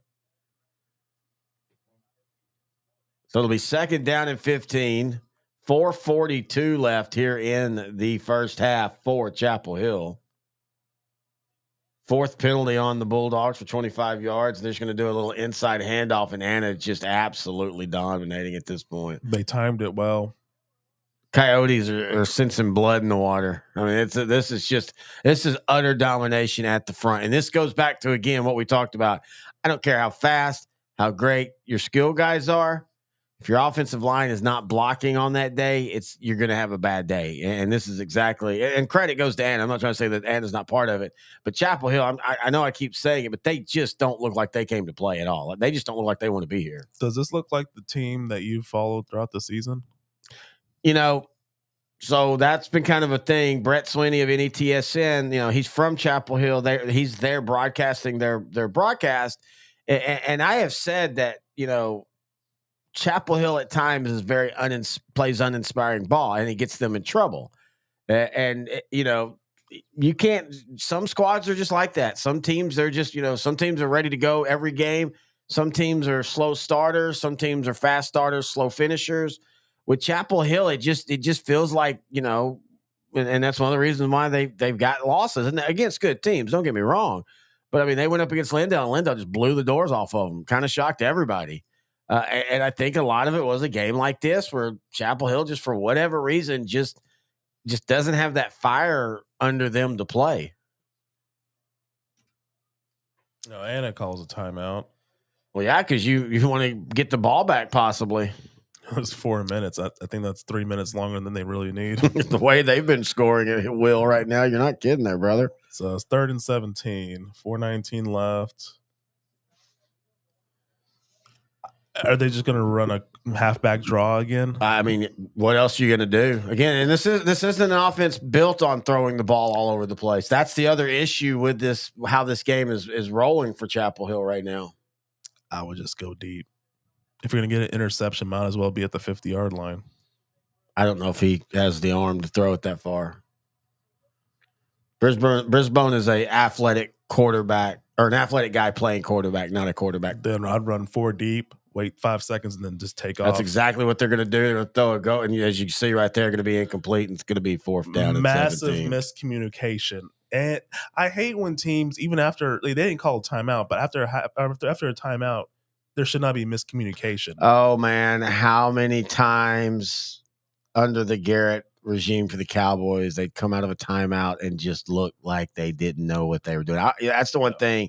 I don't know where they're going to finish this year. But Mike McCarthy, at least, after the first year, and of course, that got hurt halfway through it. But the first year, I felt that he was trying too hard because he was trying to change his image. But since then, you always at least feel that Dallas is prepared to play. You don't ever feel like they're just not prepared. As Chapel Hill's going to punt the ball, and it's going to be a short punt, fumbled by Coyotes. It's on the ground, and kind of how this day's going, there's no Chapel Hill Bulldog around him, and the Coyotes are able to fall on the fumble. Well, that could have been that play we were talking about that could have changed the momentum. I'm seeing a talent gap here between the two teams. And see, it's that, but there really shouldn't be. Like, there really, really shouldn't be. I mean, these two teams are, I'm sorry, 2 state champions. I said 3 earlier for Chapel Hill. I mean, they really are. These two teams, normally I would say if you played this game 10 times, it's 5-5. And again, I'm not taking any credit away from what Anna's doing, but man, a lot of this just feels like just Chapel Hill is just not ready to play today for some reason. And it throws out a little screen to their wide receiver. He gets a couple yards.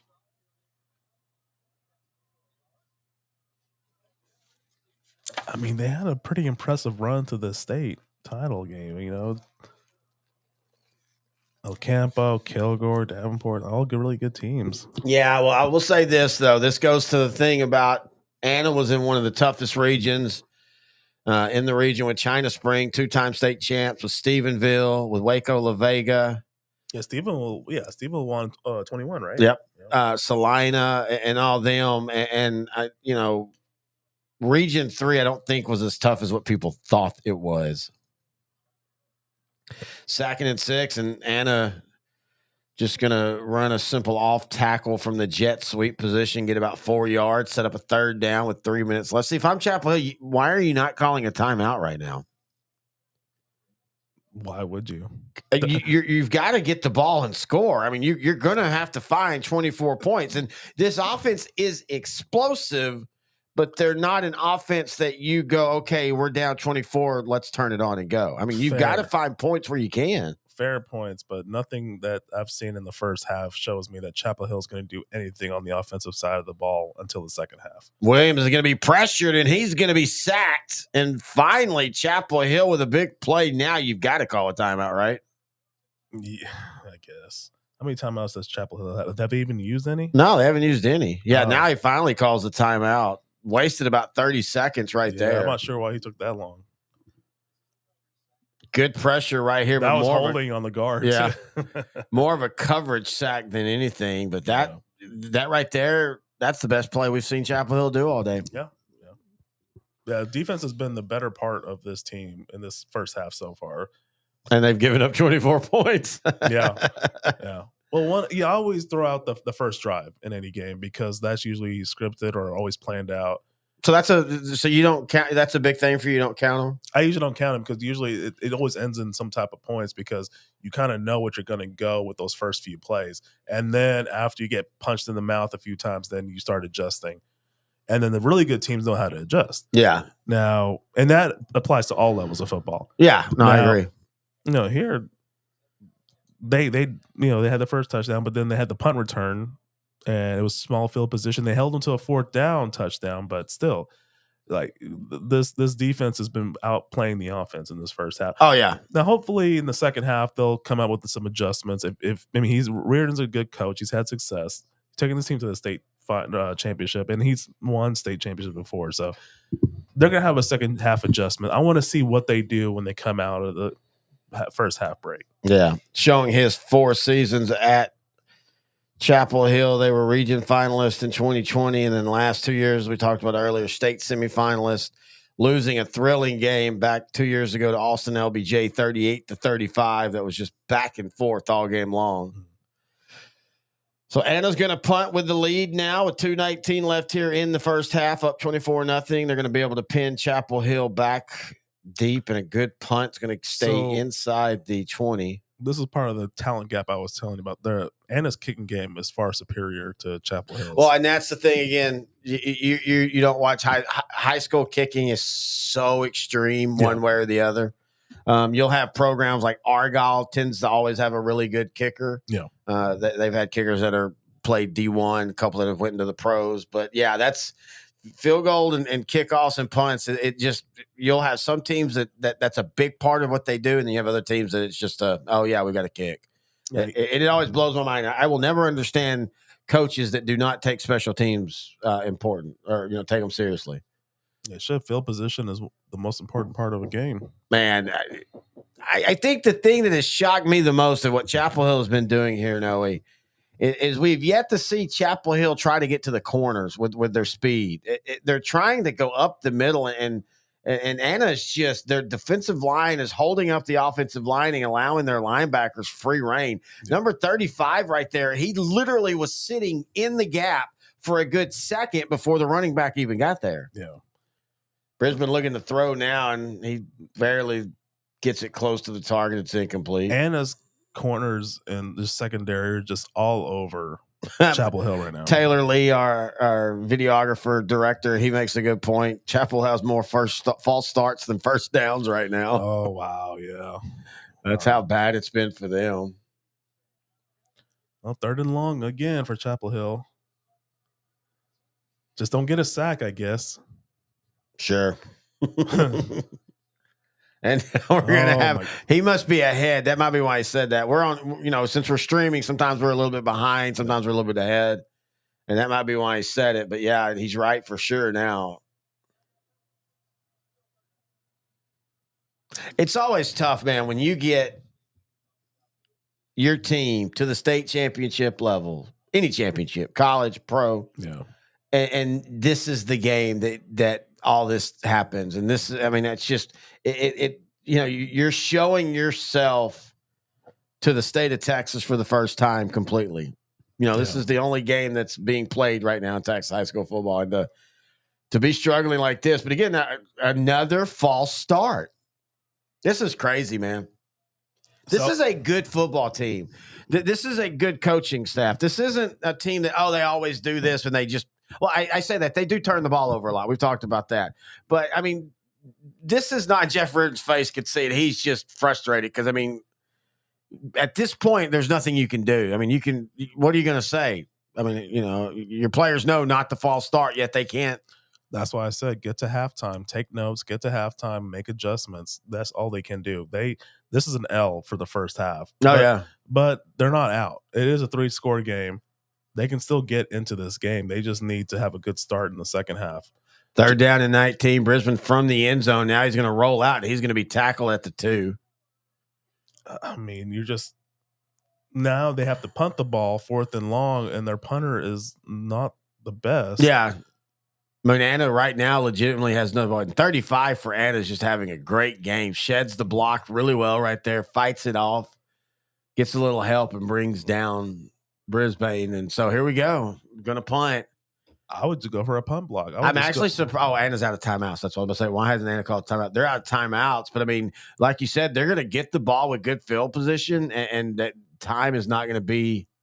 Wow, C.J. Miller, 21 tackle for losses, 8 sacks, 191 tackles on the year. Now, I will say this. I said this last night. Tackles are some of the worst stats in football because every coaching staff considers tackles different. Yeah. Some are, you've got to be the guy. Some coaches don't like to give tackles out. And then other coaches, if your foot touches the guy, that's a tackle. We'll mark it. But watching C.J. Miller so far in this first half, I'm going to go ahead and say a lot of those 191 tackles are valid because he is just absolutely controlling the inside gap for Anna right now. Yeah, man. Number 35 has been the star on defense for Anna this game. Again, like he's been all over the place. The whole front for Anna is making life easy for Miller. And I just think that's been the biggest difference in this game. Is Grant at this game? Yeah, Grant's at the game. Nice. Is he going to be there for all the games this weekend? Or I know he's usually there for the 2A through 4A, and then usually on Saturdays he, depending on the temperature, he likes to throw a log on the fire outside and cook some food up, and they'll kind of watch at the 6A games. I don't know if he might stay tonight just because it's the last, he's already there type of deal, but I don't know. I think Anna with the Chapel Hill just call a timeout. I think on this 4th and long, Anna should just go for a punt block. Yeah, you might as well. Yeah. Or he set it for a punt return because they've already had a 60-yard punt return. Max coverage, yeah. Max coverage and just block them. Either way, though, you should be getting good field position. Oh, yeah. Yep, they're doing max coverage. Oh, snap went through the end zone for a safety. 27 or 26-0. Oh, boy. Now it's a 4-score game. Now, oddly enough, for Chapel Hill, this might be the best thing because instead of punting from your own end zone now, you give 2 points up, but you're kicking from normal position. Let's see what happened. They just went right through his wickets. Too high. Yeah, but you got to catch that. I mean, he's a punter. You're not really asking. He's also their starting linebacker. I mean, this isn't a high college and pro where you have specialized players. Usually your punter at the 4A and below is usually going to be somebody that's doing 3 other things. Yeah, true. I mean, and his defense, He plays defense. Yeah, in his defense, you're not expecting the ball to go that high. Now, I know he has specialized gloves that should be able to help him make that catch, but yeah, the snapper snapped it too high. I'll blame it on the snapper. Funny story about that. So a couple years ago, Grant and I were at a game, and Grant has a backpack, and so a lot of times we go inside the stadium and like to walk the field and stuff, and he'll put his backpack on the usually a track or just on the ground next to the stadium seat, the stadium seats for the home side, and then we'll just pick it up at the end of the night. And so one of the players, I think this was China Spring and Stephenville 2022, but one of the players was doing something and he threw his glove, like one of his receiver gloves, over by the bag. And so I went over, I was going to go over there and Chapel's going to squib kick it. Well, I guess Anna's scoring another touchdown before that. So on the safety, you kick from your own 20 and they squib kick it. So Anna's going to start with 36 seconds left at about the 48 at Chapel Hill. But anyway, so the kid throws his glove over by his bag, or by Grant's bag, and somehow the glove had gotten, and maybe he threw it directly onto the bag. But anyway, point is, I went over there to grab it, and it was like grabbing tape. They're so sticky now. Like it like the rest of the night, I kept feeling like something was on my hands, and it wasn't that the kid had put a subs on. That's how the gloves are now. And so for all the talk about the 70s and the 80s and stick 'em, I mean, those gloves now, man, I don't see how anybody misses anything wearing those gloves. Those things, like say, it's like flypaper. Well, lunchtime's over, Alexa said. We missed it. So with 36 seconds left, Anna on Chapel Hill side of the field, they're going to try to go deep down the field. They've got a man. Good defense right there. Good defense. And it's going to be incomplete, 2nd and 10. If I'm Anna, I just do that 2 more times and see what happened and then punt and go in at half up 26-0. The only positive thing here is Anna has no timeouts, so Chapel Hill can just do stuff like that. I mean, that was just great defense. Yeah, that was a good throw. A little underthrown, but still a decent throw. Yeah. Again, Jacob Emmers has not been in the game since he looked like he appeared he hurt his shoulder. Or if he's been in the game, he's not doing anything. They should go for that screen pass. Yeah, that's a good point. Williams being pressured now, rolling, looking. He's just going to throw the ball out of bounds. Oh, he had a guy there late. What happened? Chumley. It was Chumley. Yeah, it was Chumley. I think Williams had just made the decision to throw it out of bounds, and then Chumley kind of came open late. And so now it's going to be 3rd down and 10 with 22 seconds left here in the first half. I mean, Anna should just be happy. This has been as perfect of a first half as it's going to ever be for someone that's seeking their first state championship. Yep. Yeah, I mean, you score 26 points, maybe more. We'll see here. 3rd down and 10, 22 seconds left. Williams back. Being pressured, rolling. Now he's just going to be thrown out of bounds, and that's going to be 4th and 10, or about 4th and 12 with 13 seconds left. And the Chapel Hill players talking crap. Like, why? Really? That's the thing and you and I are from the era that I won't say our era started the trash talking, but it became more normalized. But situational awareness when you're talking trash and looking, I mean, you're down 26-0 and you're going to make in a good play. You make a good play, but then you're going to start barking at the sideline. Like when you score to cut the deficit to 35 points and you start celebrating. I don't even mind with at least you score, though. I mean, this was just a sack as Anna's going to punt the ball, and it's going to be a nice punt. Probably, not going to be a fair catch. So you'll run out the half, but there's 7 seconds left. But at least when you score, you score. I mean, this was just, I guess a sack. High school is a little bit different on the, NFL, basically anything behind the line is a sack. In high school and college, it's not like that. They try to decide if the quarterback's running or not. It's a weird way they do that. I always love it, though, because I think it's college, sack yards go against your quarterback's rushing stats. So you can have some really, if you're a quarterback that doesn't move around a lot, you can have at the end of the year, 37 rushes, negative 45 yards because, the sacks count against you. They were just showing highlights of what has been going on for Chapel Hill on offense. Their center number 70, one of the best players in the state, he's been doing pretty solid. I think it's everyone around him that's not doing their job. Yeah. Because CJ Miller's just living in the backfield right now. They threw the ball, and they're trying to decide if they're going to say it was incomplete. I think they are. Let's see here. Oh, I think he caught that. Yeah, that ball movement, it looks like it bounced off his fingers. Yeah. Yeah, he caught that's that. a catch, yeah. It actually bounced off. It looked like his right palm. Oh, last play of the first half. Short out to the receiver. Short gain, about 5-6 yards, and we're at halftime. And we're at halftime, and wow, it has been roadkill, but not the Coyote. It's been the Bulldogs who have been just ran over early and often here. Anna up 26-0. We're going to take a break, and we'll be right back here on the Class 4A State Championship watching Pootie.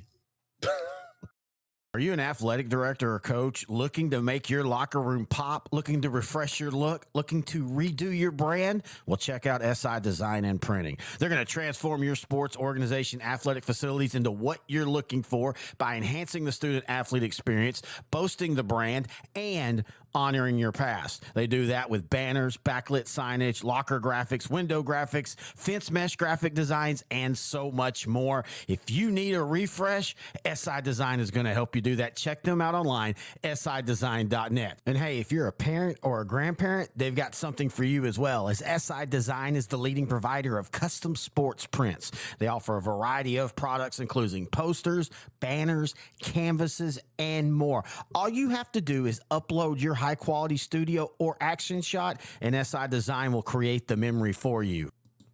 For more information, all you have to do is go to their website, sidesign.net/sports prints, and you'll get all the information that you need. You can also find them on Facebook. Just type in SI Design and Printing. Give them a call, 254-405-9492, or you can email them, info@sidesign.net, and tell Kyle that's sideline to sideline.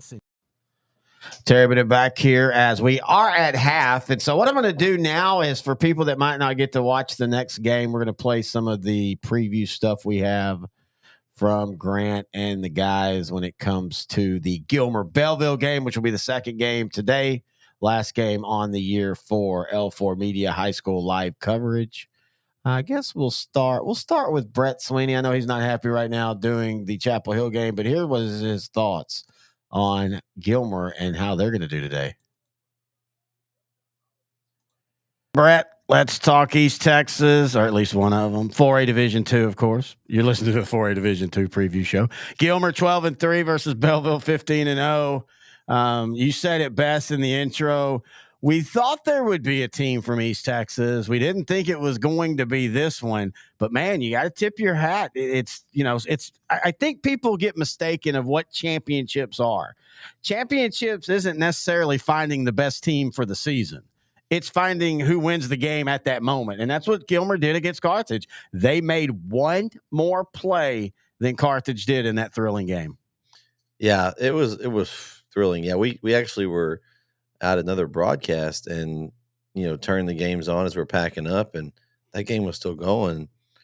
First off, Gilmer has a chance to go down and win the game, and the quarterback goes in for the touchdown. It's Carthage kind of Olay defense, and we're like, oh no, here's the Big Red Sea, as we call them on our show. And they methodically, Surratt took them down the field and scored, and 2-point conversion, went to overtime, and then Gilmer was forced to kick a field goal. That's it. Carthage would go down and score, right? Yep. And not so fast. They fumble it. I felt bad for Jet Surratt. I mean, after that great drive he just had, he fumbles, Gilmer picks it up, and they move on. And not only did they move on, but they move right through Glen Rose like they were sitting still, 49-72. Terry, I looked up at the score when we were doing the Chapel Hill game last week, and they had like 35 points already. I was like, goodness gracious, is the quarter correct? Yeah. I mean, they got up and started scoring fast, and we've talked about all year Gilmer could score the ball. Question was, could they stop anybody? And I mean, if they can score 79 points, that's going to be tough to beat. So I look at Belleville and obviously the slot T is going to be tough to stop if you're Carthage and if you're Gilmer. But man, the speed Gilmer has right now, Will Henderson, that guy is fast. Yes. He is, and they've actually moved him. I was listening to someone tell me, and it makes a lot of sense. I saw him week 1 against Chapel Hill in that shootout, and they've moved him to defense. So he's playing both ways now. I think Coach Metzel's kind of moved some guys. Let me put my best guys out there now. Is that, you got to throw all your, at this point, it doesn't matter. It's the last game. But I think that was the move that's probably helped them the most. You look at Gilmer's schedule, and it's not like they haven't played anybody, Terry. See, you got Chapel Hill. Oh, they're still playing. Kilgore, yeah, they went all the way to the regional finals. They were pretty good. That's 2 of their losses. You got they played a close game with Lindale. Lindale's pretty good. You got, of course, Pleasant Grove. We know how good Pleasant Grove is. So they played a really tough schedule. I kind of thought originally, we cover center a lot. I thought that center might be in the first round. And here we go. Gilmer is in the state championship game. And these 2 teams couldn't be more different. Yeah, no, I agree totally on that. They're the same in their athleticism. It's just what they do. As you talked about, with Belleville, you're going to get a game that they're going to just sit there and grind you with Sam Henrique and D.D. Murray, the 2 slot backs, and then they've got, of course, I think. Maybe the best defensive line player that you're going to see all weekend. And yes, that's including the Duncanville, North Shore, and DeSoto and Humble Creek and Nose and DJ Sanders.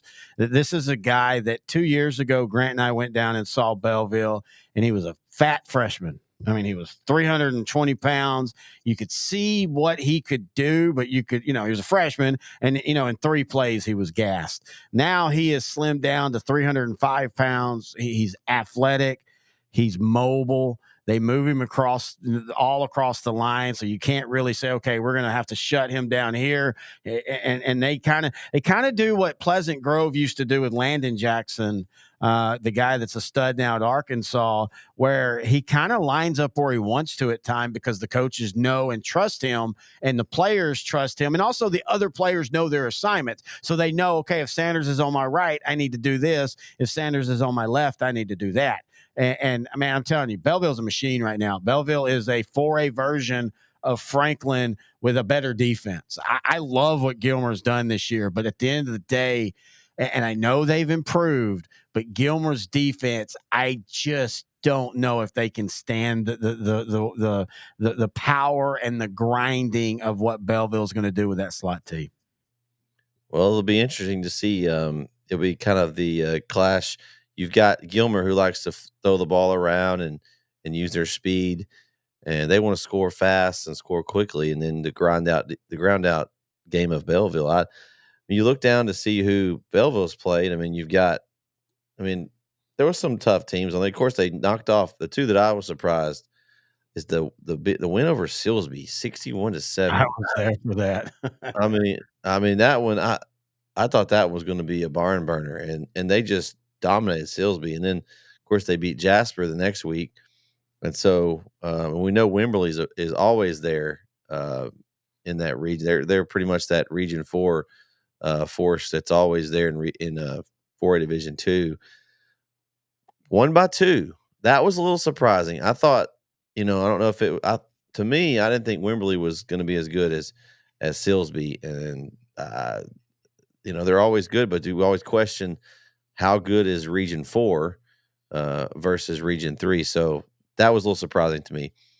But I really think, if you'd have asked me 2 or 3, even 4 weeks ago about Gilmer, I'd be like, I don't know. But we talked about peaking at the right time. We talked about how coaches can make adjustments.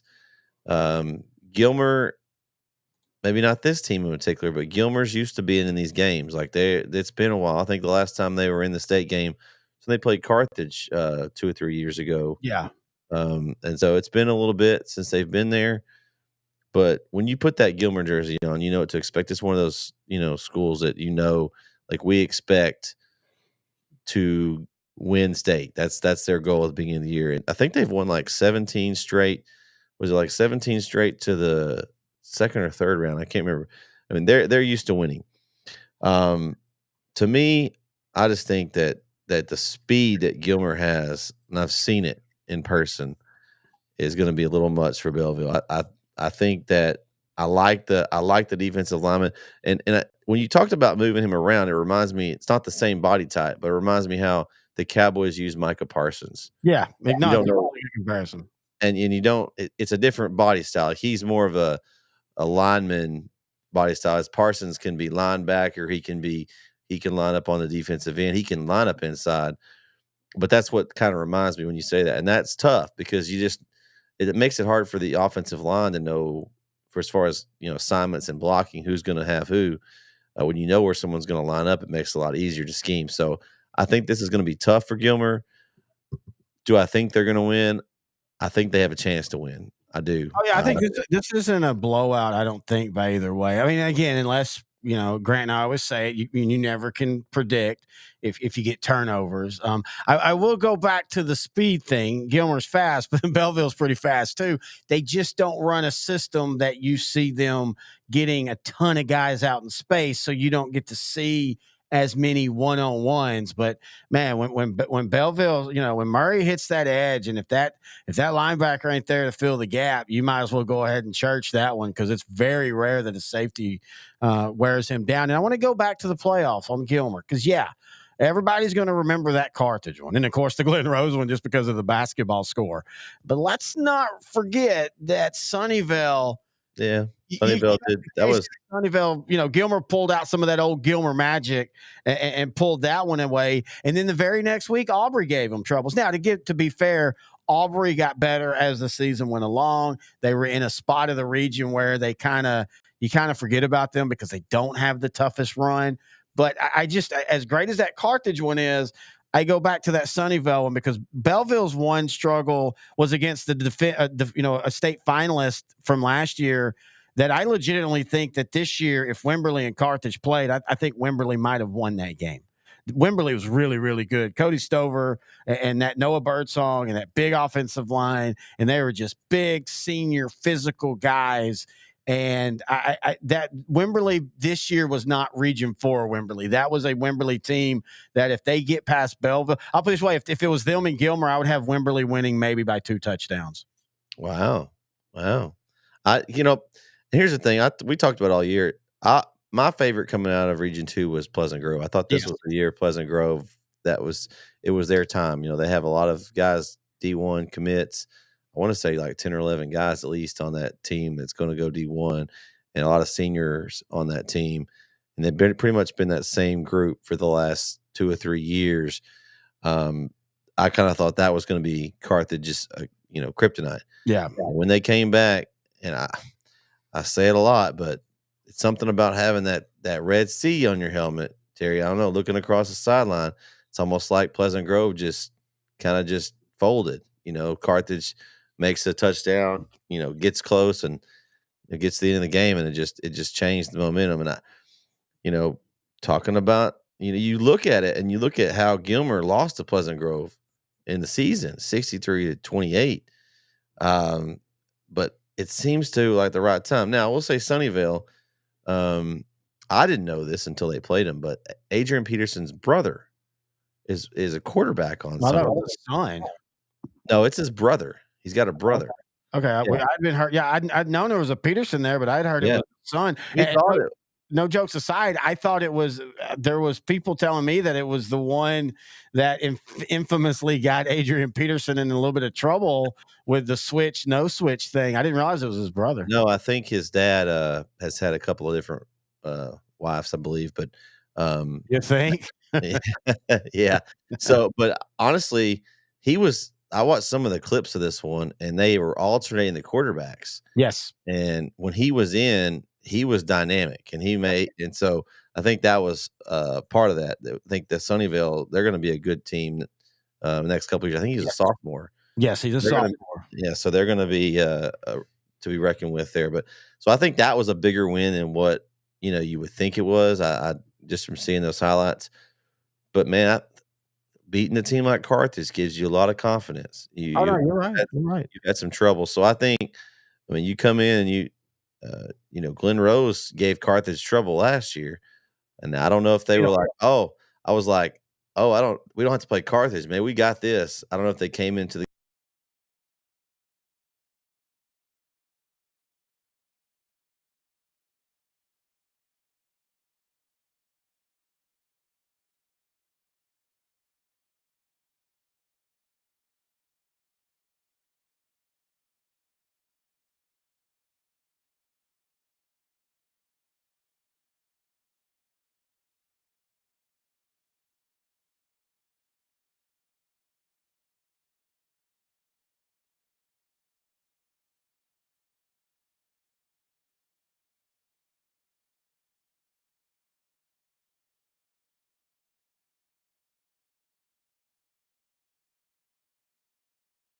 One of these teams would be here at the beginning of the year in Belleville. But if anybody tried to say that they thought Gilmer would make it through that region and be here, I'm going to call him I a called liar. it.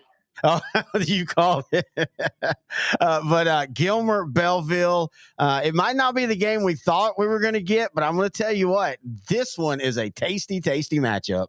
Yeah, it is, man. Belleville had to do everything they could do to pull it out against a very stout Wimberley team last week. Yes. Who, Wimberley was able to match their physicality up front. And then Cody Stover, that quarterback, just ran right behind that. And he's a strong runner.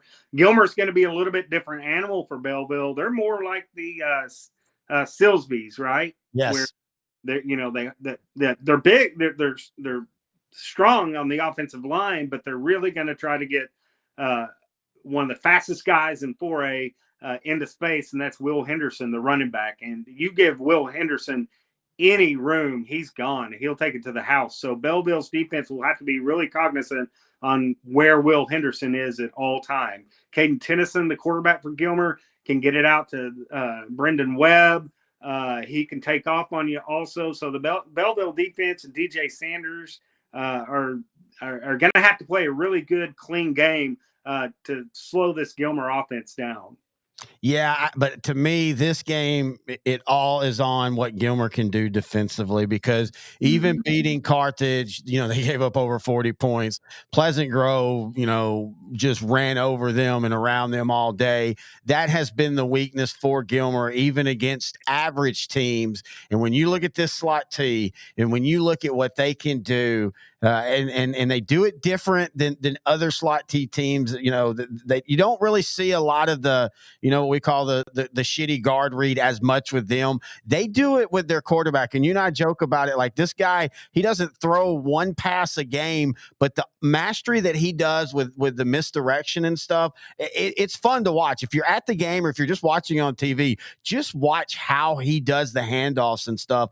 And I just don't know if Gilmer can stop them enough. Hey, didn't Belleville complete two or three pretty good distant passes last week? Yes, and I want to point out, you talk about that Winsboro game, and I know some people, when they're picking this, and they'll say, well, hey, man, they gave up 500 yards against Wimberley, and they did, but that was that type of win. We always talk about when you win a state championship, there's always that one game for Gilmer. I think it was the Carthage one. For Belleville, it was Wimberley, where it looks like everything is going against you. I got to admit, when Wimberley got that ball on that last drive, I thought they were going to win. It just looked like, okay, all the everything's going on Wimberley's side. And for Belleville to make that stop, that to me just tells you that was that game we were looking for from Belleville. What happens when they pop a team in the mouth and then they get popped back in the mouth? How do they respond? And I know they gave up a lot of yards, but I was really impressed with how Belleville ended up winning that game. Yeah, sometimes you have to test your mettle, right? You can't just walk in 15 games in a row just, wiping the field with everybody. At some point, you have to be tested to be able to respond and to play under pressure. And it just so happened to be the semifinals for Belleville. And what better way to wake a team up, right? I mean, you can't, you got a bunch of teenagers that are just, they're walking through everybody. And, at some point, it's just human nature. You get a little complacent maybe, right? Yes. Maybe play off or two here and there. You get to the finals, you cannot do that. So I think that was the perfect time to have a team like Wimberley who can just, get up and punch with you, right? And Belleville were they able to withstand that? I think all this game goes back to, like you said, what's Gilmer's defense going to be able to do against D.D. Murray, Sam Renicky, and Corian Hood? Those guys, coming at you all night long. Each one of those, they can run between the tackles, but they'll really kill you on the edges, right? Gilmer's defense, I feel, has gotten better as the years gone along. Yeah. The points maybe might not indicate so much, but you can see it. They're finally realizing, these young guys, especially up front, the front seven, are starting to realize, I need to be here. Here's my reads and my keys. They're starting to understand that, and it's coming around at the perfect time. Now, will it be enough against Belleville? I just don't think so. I think Belleville will win this ball game. Yeah, and we have to, and we've talked about him for 2 years now, and it still blows my mind. He's just a junior, but what DJ Sanders can do on that defensive line, and against Wimberley, they were moving him around, and even though Wimberley was scoring points, he was still affecting the play. And I'll contend that if it wasn't someone like Cody Stover at quarterback, DJ Sanders might have had 8 sacks last week because Stover was just so good.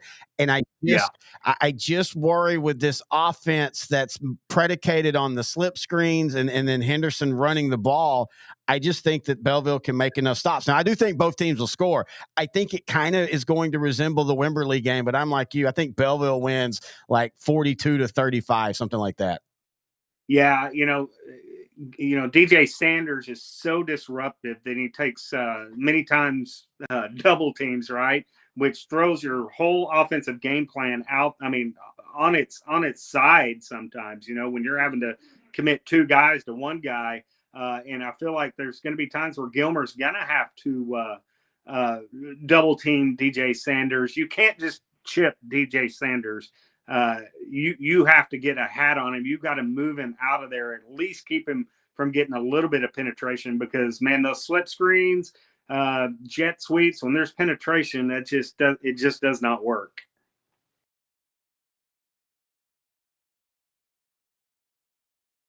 All right, Terry. My getting us back on the air resembles the Chapel Hill offense going nowhere fast. They have 19 yards of total offense. Chapel Hill does -5 rushing, as Anna has been all over the Bulldogs since really the first drive of the game. Anna's up 26-0. They, on the other hand, they have 153 yards, which isn't bad. You're on your way to a 300-yard day. But they're only averaging 4 yards a play as Anna. It's just field position, converting third downs. All that. Actually, third down, it's converting fourth downs. They're 2 for 2 on fourth down. They're 1 for 6 on third downs. I mean, the stats read like this game should be closer until you get to Chapel Hill has ran 23 plays, Intern Nohe, 19 total yards. They're averaging 0.83 yards a play. I mean, the offense, the passing game only has 14 yards. The running game has 5 yards. It's been a total lack of execution offensively for Chapel Hill. Yeah, they're not winning the line of scrimmage. That's basically what it all boils down to. Their all state center is doing pretty well at number 70, but the rest of them, they're just getting dominated by Anna's line, and CJ Miller's been just free to roam. Yep. Kind of like Ray Lewis back in the day in the early 2000s for the Ravens when they had Sam Adams and the late Tony Saragusa up there to man the front. I keep forgetting he's passed. Yeah. Speaking of NFL, you look at the sign behind me, outdrank the coverage. That's what Intern Nohe and I do when we talk NFL football. And this week, we're going to be back in studio right here. The same. The table will look different because I'll have the Cowboys stuff and the NFL stuff. I have a couple ideas for that. But you and I are going to do a watch party like this for the Seattle Seahawks and the Eagles in a key NFC game. Also, off season's near us. And so for those that are new to the channel, our Outdrank the Coverage just isn't talking about the current NFL. We like to do retrospectives, look backs as we call them. This past off season, we looked back at the 5 Dallas Cowboys Super Bowl teams. We're going to have those again this year. I know one I think we're thinking about doing is the '05 college football season when the University of Texas beat USC. Not only for that, but that whole season. That is one of the last seasons that when I just think about college football and just what it used to be 15, 20 years ago and how different. And it's not that it's bad now, but that was just a different time. Anyway, we'll do that. We're going to do some look backs on some actual specific seasons on NFL, not just the Cowboys, just the overall season. We're going to do our movie stuff. We've got the league season. Did we do all of 2 seasons in one? I can't even remember now. We have a video that's literally been sitting for 9 months ready to go, and it's going to drop January 1st. Or actually, I think January 10th when I have it set to drop. It's going to drop, and it's one of our league retrospectives. That's, we started those. We're going to do movies. We're going to start a new series that's going to be sports related and also not called Bad Movies and a Drink, where we talk and watch bad movies. I think we're going to probably start with our favorite movie of all time, Roadhouse. But that's some of the stuff we're going to be doing here on L4 Media for Outdrink the coverage. Also, we've got the new series that Tish Lee, Beyond the Sport. And I wanted to show you a little bit of that here before we get back to the second half of this Anna Chapel Hill game. Football, it's something that is a Texas favorite. Often it's prioritized above so much in our culture here in Texas. Coach Jake Johnson. He's the head football coach for the Mill South Texas high school football team. He's actually quite an imposing figure. Run it. But No cancer shame. didn't care. It didn't care that he was a big, strong guy. It didn't care that he has a wife and kids. It didn't care that he was somebody's son. Cancer didn't care that he is a coach trying to help his football players become young men. Dogs, go. Cancer didn't even care about his faith. When he received his diagnosis a little over a year ago, his wife and kids surrounded him in love and support. His parents immediately got in the car from Georgia and drove out to be with him and his family. His in-laws also came to help out around the house as well. Surrounded by help, love, and support, instead of fear and worry, Coach Johnson chose to move forward, walking in and relying on his faith. I don't know how good of a job I did, but I can tell you this. It certainly allowed me to speak truth into them that their value is not in winning a football. All right, Chapel Hill will begin the second half. They've got it 1st and 10 at the 18-yard line. A bad snap. Brisbane's going to fall on it. And if there was any illusion that Chapel Hill might come out fired up or something, the first snap, they just don't want to be here. That's the second bad snap in 4 snaps. Yeah. The safety that happened in this first half. That's a bad way to start the game. But you know what? The play's over. Actually, no, the other one was a drop. You're right. I forgot. I wasn't even thinking that. I was thinking of the other Brisbane fumble, but that was actually a decent snap. He just fumbled the ball. So it's 2nd down and 16. Brisbane looking to pass. He has a guy going to be about a 7-yard gain. So at least a makeable 3rd down. Hey, that's a positive play. I mean, that's for a team that's got 19 total yards. You're putting a banner up now for that one. Yeah. We gained 7 yards on one play. But again, this goes back to what that bad snap does. And so instead of 3rd and 3, it's 3rd and 7 now because you have to make up 16 yards up the middle, and they're going to get a 1st down and more. And we're starting to see a little bit of life from this Bulldog offense. That was the best blocked play that we have seen their offense do so far today. Hey, 1st down. I think they got all of their first half yardage in that one play. Basically did. That was Ricky Stewart's longest game. They're going to hand it back off to him again, the SMU commit. Man, SMU. Yep. Him and Brisbane, the quarterback, they're both going to SMU. Conference champions. They're going to go to the ACC next year. And they're going to be competitive. And they're doing it clean. Well, Unlike what happened 40 years ago. Well, what happened 40 years ago would have been legal now. I was about to say, it's not that they're doing it clean. It's that what they're used to do that was illegal is allowed now. But yeah, I mean, SMU, they're going into a conference that they're going to be competitive right away. I don't know, they're going to beat the Clemsons of the world immediately, but I think they can at least finish, 3rd or 4th. 1st down for Chapel Hill here. This has been an impressive drive. They're actually getting 1st downs, throwing it to the sideline. Did they go sideline to sideline? They did throw it to the other sideline. They threw it to the right sideline for one play, and then this one for another. Do you know? I forgot to tell you this. I meant to tell you this last night while the game was going on. Do you know who? And I don't know if he's doing it here again. I don't have the audio on this game, and I haven't seen the. No, actually, it's Greg Tepper. I know. Never mind. It's Greg Tepper. But do you know who was doing color last night for these games? Isaiah Stanback. Oh, former Cowboy. Yeah. Well, I guess if you're a Cowboy, you can just get a job anywhere as a broadcaster, especially around here. I mean, look at the national. You look at the national broadcast. You've got 3 Cowboys in prominent. The number one for. Oh, we got another bad snap. Brisbane going to have to all the way back to 35. Yeah, throws it away. All right. Now, was he out of the tackle box? That's going to be the question here. I don't think he was. Let's see. Number 50 is the right there. Number 95. I think he was. Yeah. Now you talk about the late hit. That was a late hit. Yeah, you really could have got a late hit there. You're talking about the center playing well, but the snaps, the last couple snaps have been pretty bad. Yeah.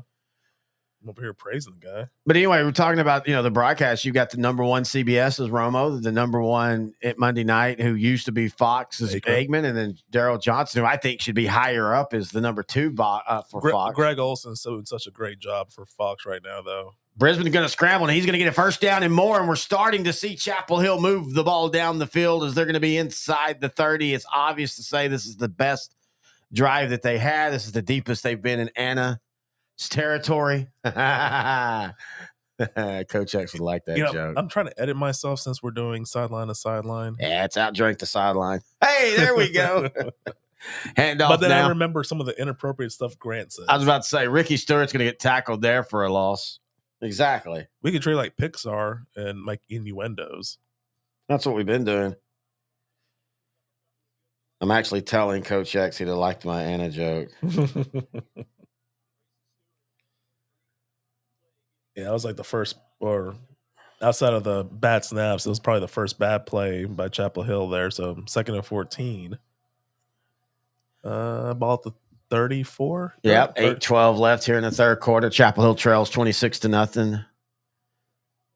Designed keeper. Yeah, designed keeper, minimal yardage, like 2 or 3 yards. It's a 4-score game, but they're still not out. It's very early. It's 7 minutes left in the third. They have all their timeouts, obviously. So just get points here. Boy, what if it comes? I was adding up in mind and just realized it is a true 4-score game because 3 touchdowns and 3 extra points, you'd be down. What if you end up losing 26-24 and it comes down to just a bad handling of a snap? Hey, they'd be happy to get to the 24 at this point. Third down, going to be a dangerous throwback into the middle. Breaks a tackle. Chapel Hill's going to get a first down. Spin move. What a nice play right there by number 15 for the Bulldogs, DeMarcian Blaylock. And, first off, dangerous throwing back into the middle of the field. Blaylock got it. Looked like he was going to be tackled. Should have been. Broke 2 tackles. One of the bad plays by Miller on defense for Anna. Tries to run off tackle, but once again, that Anna edge set by the defenders and not much there. Yeah, I was pretty lucky. The 3rd and 12, throwing it across the middle of the field, a 2-yard pass essentially, and just with athleticism was able to get the first down. So 2nd and 11 here now. But you see what I'm talking about? This is a good drive. You see how long it's taking Chapel Hill to get. That's why he went being down. Here's a throw to the end zone. Pass interference? Nope. And good non-call, I think. This time number 8 didn't drop it. A little overthrown. Yeah.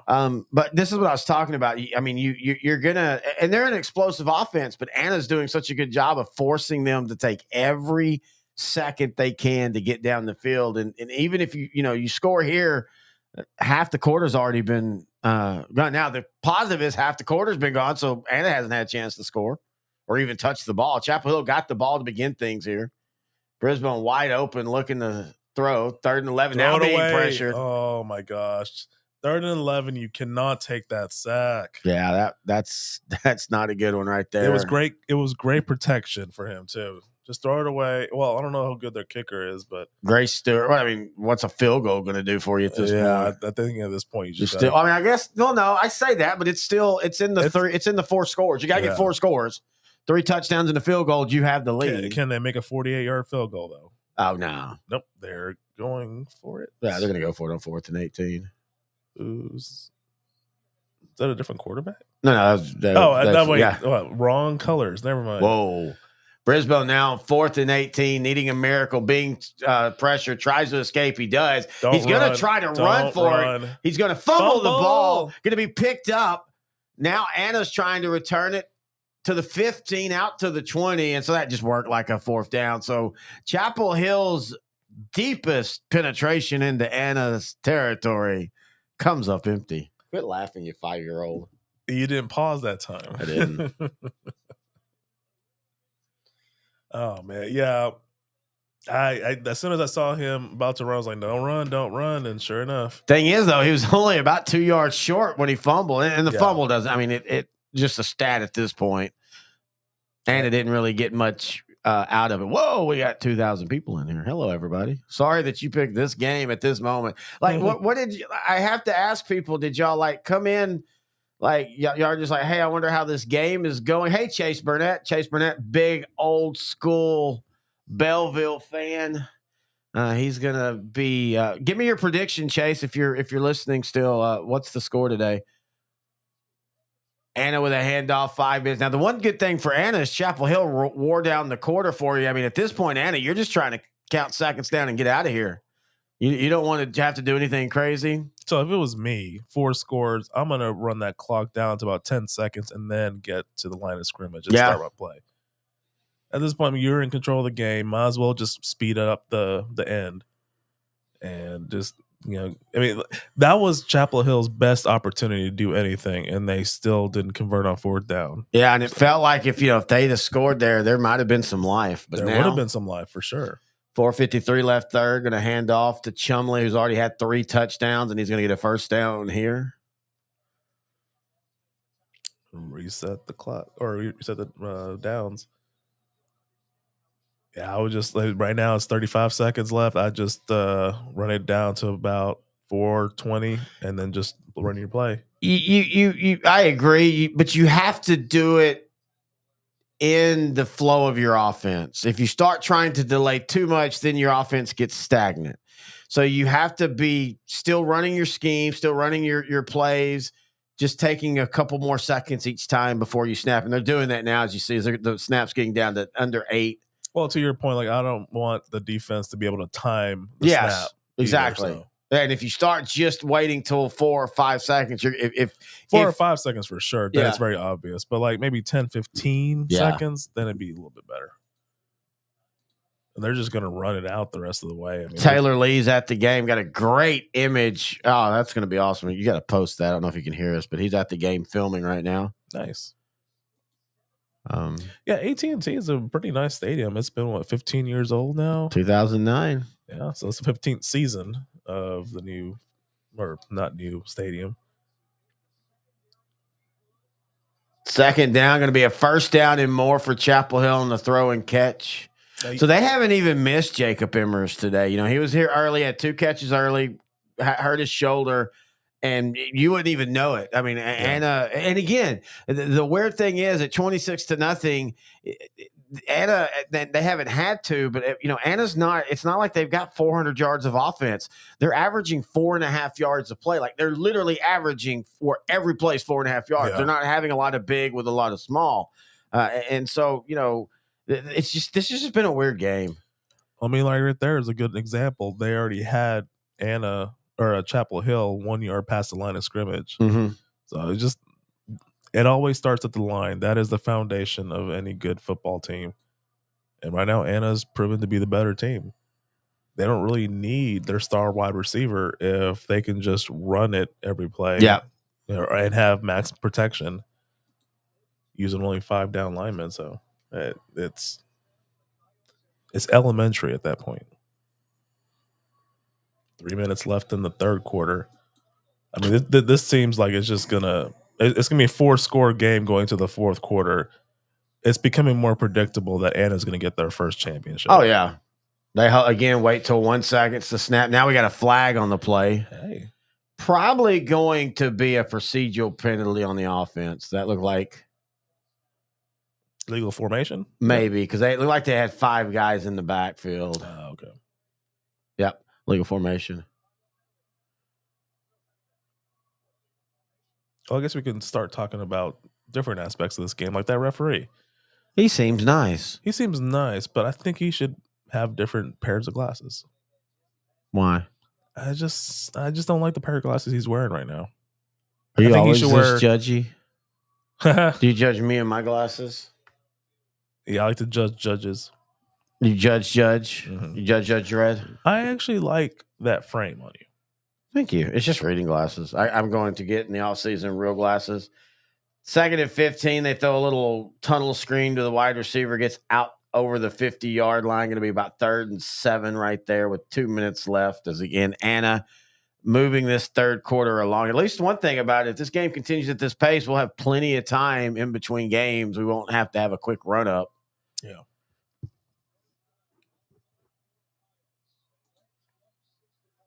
This could be something that goes in Chapel Hill's favor.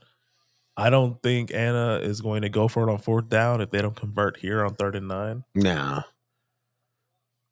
Looking to throw as Williams after a little fake good protection. jet stream. Throw Now it away. Throw it away. We have a flag now on the play. Throw it away. Don't know what the flag is, as Williams is going to take a huge sack. And he didn't throw it away. But let's see what the penalty is. Offside on the defense. It is? Yeah. Oh, wow. Oh, Chapel Hill. Wow, dude. I mean, that's just the night the day it's been for the Bulldogs. Anything good, they've immediately taken from themselves. Yeah. There's, if you're Franklin and you're driving home last night and you tough loss, but and there's always mistakes in every game. But I think Franklin can be like, you know what? It was a battle. Malikoff just made a couple more plays. Yeah. If you're Toller, you're going home after that game, and you're just like, you know what? Terry Bussey just went off. If you're Chapel Hill, we're about to have a sack. Williams a sack. Great pressure off the edge right there. If you're Chapel Hill and you end up losing this game, you're going to be frustrated because you're going to be like, and this is not to discredit Anna, but this just feels like more of what Chapel Hill hasn't done than what Anna has done, if that makes sense. Yeah, I mean, for as much as I've been talking about the line play, there's been missed catches, penalties, bad snaps. That stuff contributed more to this soon-to-be defeat than line play. Not saying that. They're getting the ball. That was Jaborian Cook there. He's a guy that's been running the ball a lot in the last few weeks. He also plays defense. He's the one that came off on that sack.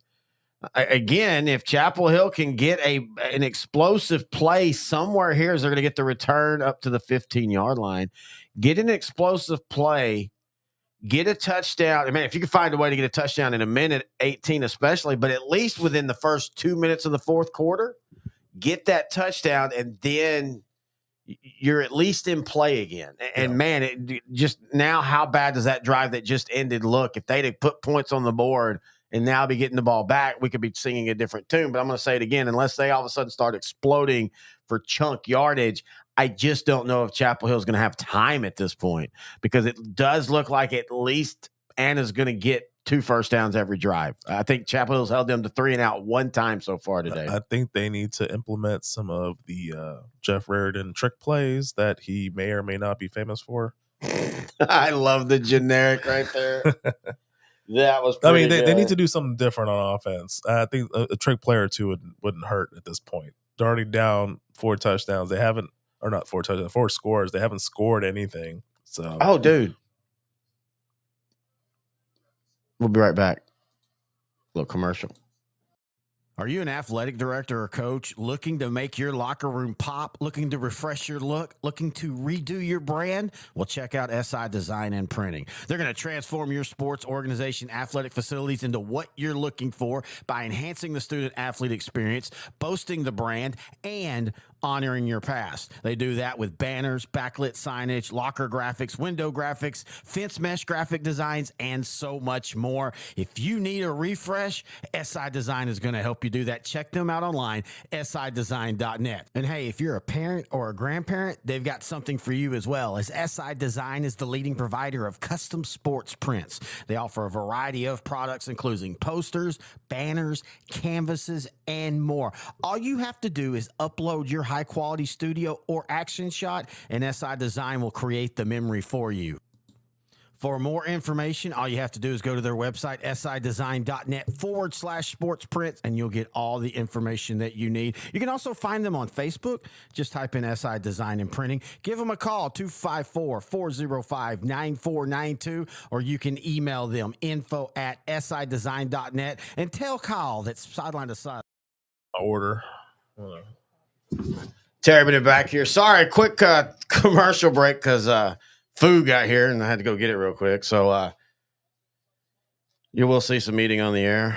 Intern Nohe is about to go get him a plate. So you go ahead and do that. I'll turn your camera off while you do that. So Anna's up 26-0 here.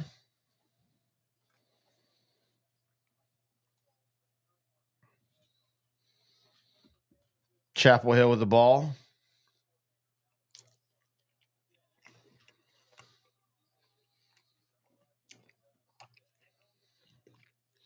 Chapel Hill had their best drive, the last drive, but still was unable to put points on the board as they failed on 4th and long in Anna territory.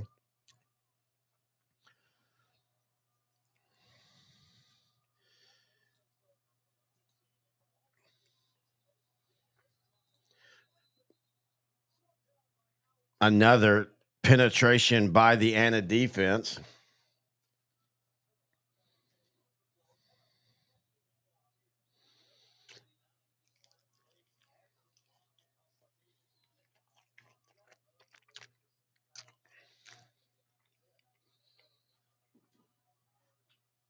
So 2nd down and 11, 50 seconds left in the third quarter. Brisbane on the play action. Anna was not fooled. It's going to be incomplete, and I wonder if they're going to call a intentional grounding there. That looked like that was nobody around. Did he get outside the box?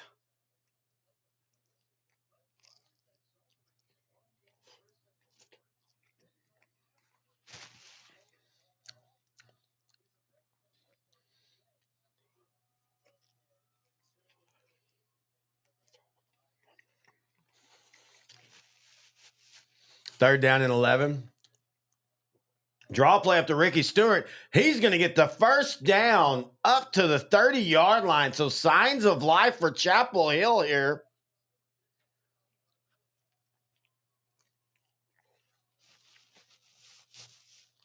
Ricky Stewart starting to find some running room now. He's up to 13 carries, 64 yards on the day.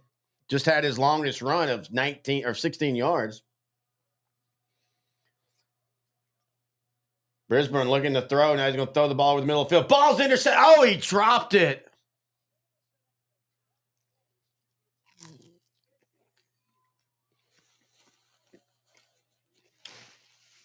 That should have been intercepted.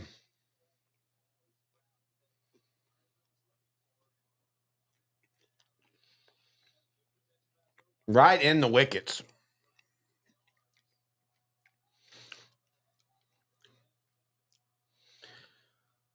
So 2nd down now, going to try to dump it off to Stewart. He's going to lose a yard, and that is going to end the third quarter. I'll get it right here in a minute. 26-0. Anna leads. We'll be right back.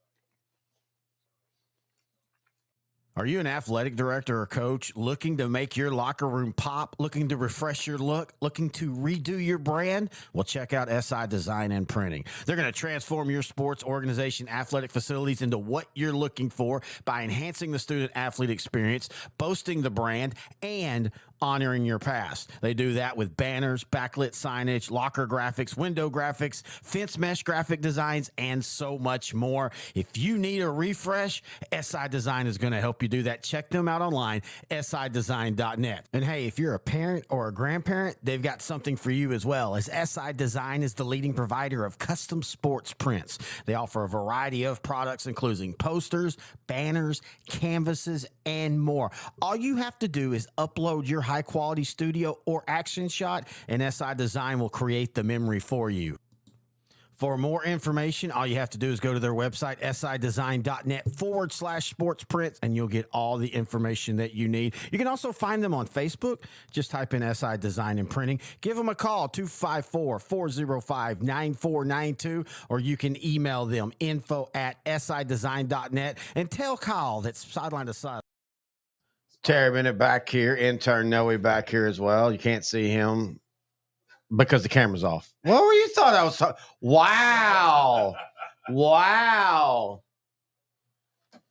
So here's in the third quarter, you started seeing some signs of life from Chapel Hill. Yeah. But again, they're going to face a third down and long coming up.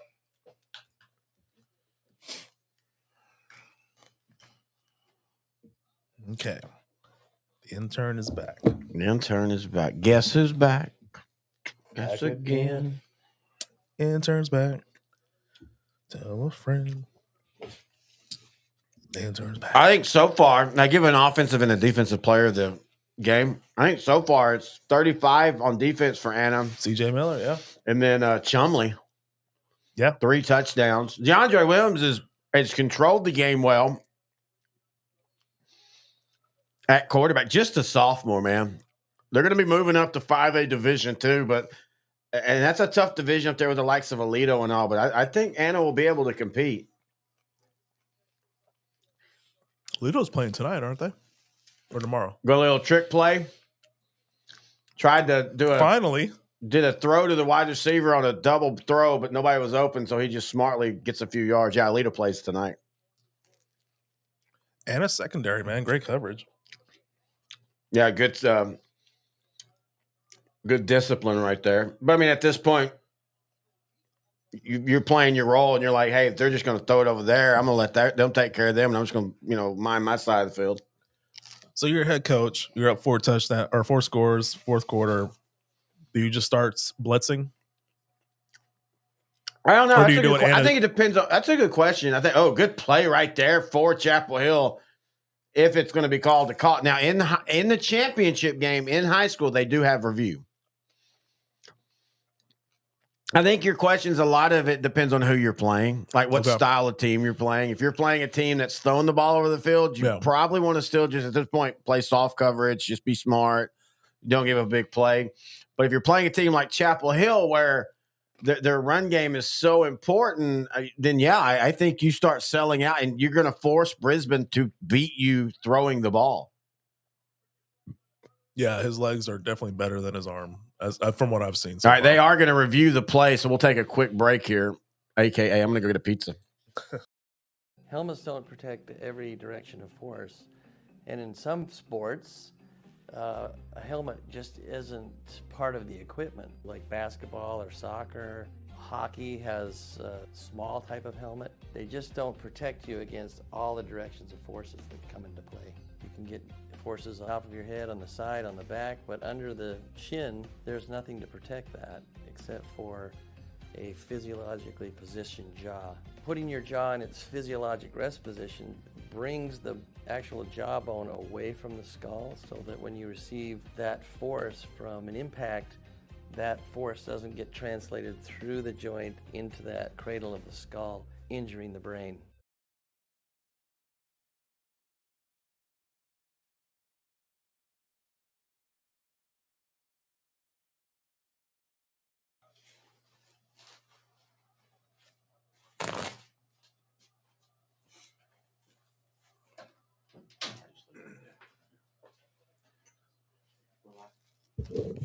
That might be a ground assisted catch from where I'm looking at it. Whoa, now mine fell off. Yeah. It's really tough, though, because of how he caught that. You don't really get a good view of it. Yeah. Again, if you don't know, in the high school state championship game, they do have review.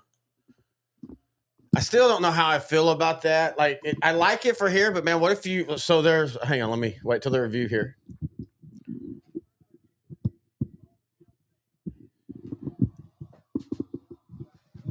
So they gave him the catch. I didn't even know what the field call was on the field. I guess so.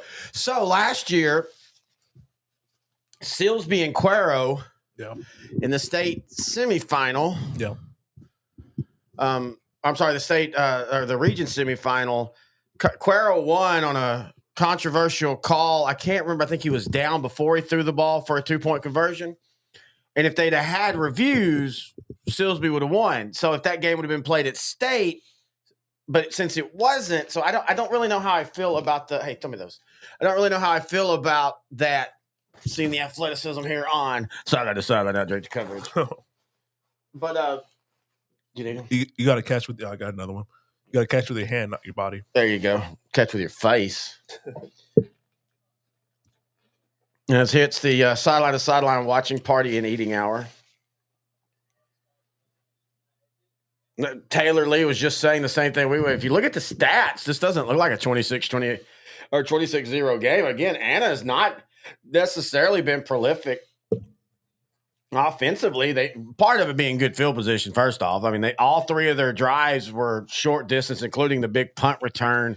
And then the bad snap gave them the 2 points on the safety. So, again, that's one of those where, stats don't always tell a game. Yeah, they really don't. Well, especially in this game. I'm a stats guy. I'll admit that. But usually it does. If a team has a lot of turnovers, not getting a lot of yards. That's a good point, yeah. Committing a lot of penalties, not converting their third downs, definitely not converting their fourth downs, they're more than likely going to lose the game. Wow, well, you're edgy with your going to be a first down throw. Man, they took a lot of time before. I don't know what they were doing. I don't know if maybe they had trouble spotting the ball, but they took at least 5 minutes of real time right there in between the review and finally getting playback going. And Chapel Hill, for the second time tonight or today, is inside Anna's territory. Hand off to Ricky Stewart. He's going to break a tackle. And you can see, that's one thing, you can see why SMU wants him. Yeah. With your blackout curtains and then like your curtains covering this, I can tell why you can't really tell the time of day in here. They did awesome. Yeah. A lot of nurses that work overnight would kill for this. Mm-hmm. And as you know me, I'm not much on light anyway. I usually keep it dark in the house. And so 2nd and 1 now. Brisbane on the zone read, going to get the first down. And and this is what we're talking about, though, especially because you didn't get that last drive. Yep. You're driving the ball, but I mean, you need to, you've got to score quick. You're not going to get it with 10 play drives. Yeah. You're just going to make the score look better than what it really is. Yeah, exactly. Yeah, you're a gamer. So I went to QuakeCon in Grapevine this year with a friend. Oh, you did? Yeah. And they have a room there where it's all blackout and it's all monitors. People bring their computers. Mm-hmm. You're just gaming. Yeah. But as a gamer, you want everything dark except for your screen. So I think that would be something you would have been into. Same thing for me in just movies, too, and watching TV. Yeah. Just like a theater.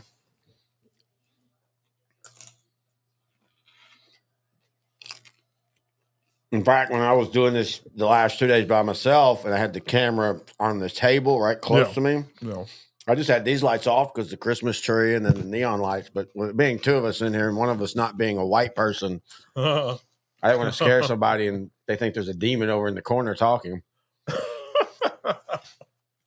Got some East Texas people watching, so that's kind of scares me. A lot of likes. Well, amen, brother. Why did our viewer just go up to 40,000? We're being shared on a social media site that we're not seeing here. We'll be back for the Gilmer-Belleville game. Now, the great thing about that game is that game will be quick, too, with how both teams run the ball. Brisbane trying to get to the corner, and he does. Going to get a first down. Late hit. Late hit by Miller. Again. They've let a few of those go today. Yeah. I'm okay with it as long as they're consistent. And that applies to baseball where, like, strike zones are just arbitrary at that point. As long as you're calling it the same way the whole game, I'm okay with it. What are your thoughts on the robo-umps that's coming soon? I would rather have more years of testing before you roll that out. They are, and they're testing in the minor leagues still. I know they're testing. Yeah, that part I do know. I'm okay with it as long as it works all the time. You never want a key strike or key call to be left to AI, essentially. Well, and especially if it doesn't work all the time, then what's the point of just go back to humans? Because humans aren't, Yeah.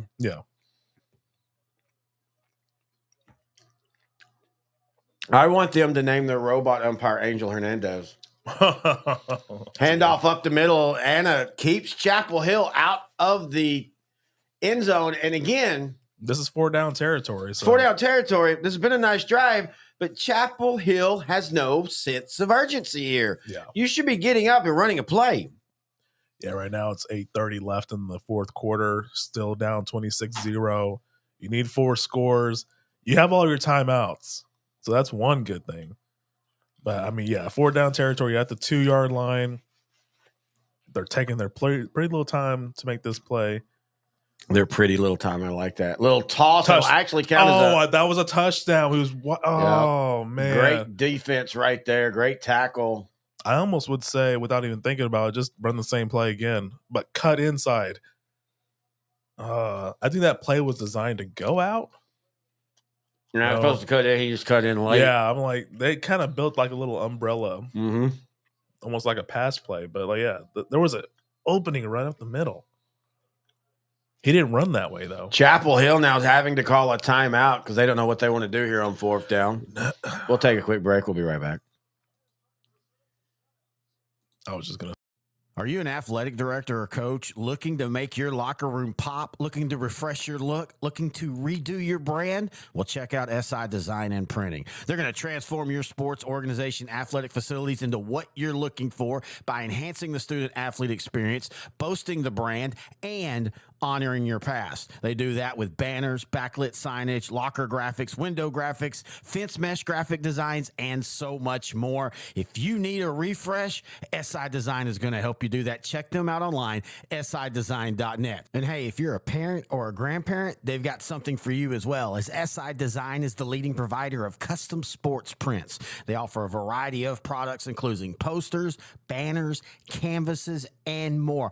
All you have to do is upload your high-quality studio or action shot, and SI Design will create the memory for you. For more information, all you have to do is go to their website, sidesign.net/sports prints, and you'll get all the information that you need. You can also find them on Facebook. Just type in SI Design and Printing. Give them a call, 254-405-9492, or you can email them, info@sidesign.net, and tell Kyle that's sideline to side. Terry, been back here, Intern Nohe. Yeah, we're breaking etiquette and we're eating. What do you want to do? Fight about it? Chapel Hill hadn't had much fight, but they are showing some fight here. It's going to be a 4th down and goal when they come back.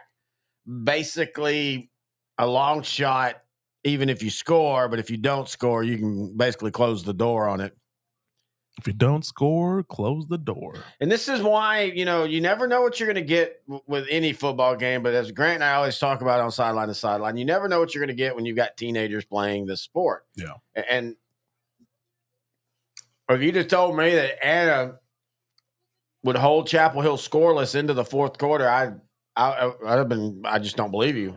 Yeah, from what you described the way this game would turn out, I was expecting more of a back and forth shootout. I mean, I really was too. Honey buns. When was the last time you had a honey bun? 2006, 2007 alumni base for Chapel Hill sent. I guess there's some again. We can't really hear the game because if we can't have the volume over while we're talking. But yeah, they sent a box. I'm not a big honey buns guy. Are you? I used to be back in the day. I mean, well, they used to be way bigger. And That's what she said. They used to be bigger and sweeter back in the day. That's definitely what she said. Now they're smaller and not as sweet. I never was real big into them. I'm not real big into packaged cinnamon rolls. I like cinnamon rolls that you bake, like Pillsbury. Oh, yeah. Fourth down and goal. Brisbane looking to throw. It's going to be incomplete. Oh, that was not pass interference. Wanting a pass interference, but you're not getting that call on that play. I mean, I don't even think it was pass interference, but even if it was slightly, you'll never see. Speaking of, okay, what is your thoughts on that? You hear the officials let them play in the fourth quarter. I hate that. A foul in the first should be a foul in the fourth. There shouldn't be it only matters when, blah, blah, blah. 100% agree. That's what I was saying earlier. If you're going to call something in the first quarter, like make it consistent throughout the game so the players can adjust. Mm-hmm.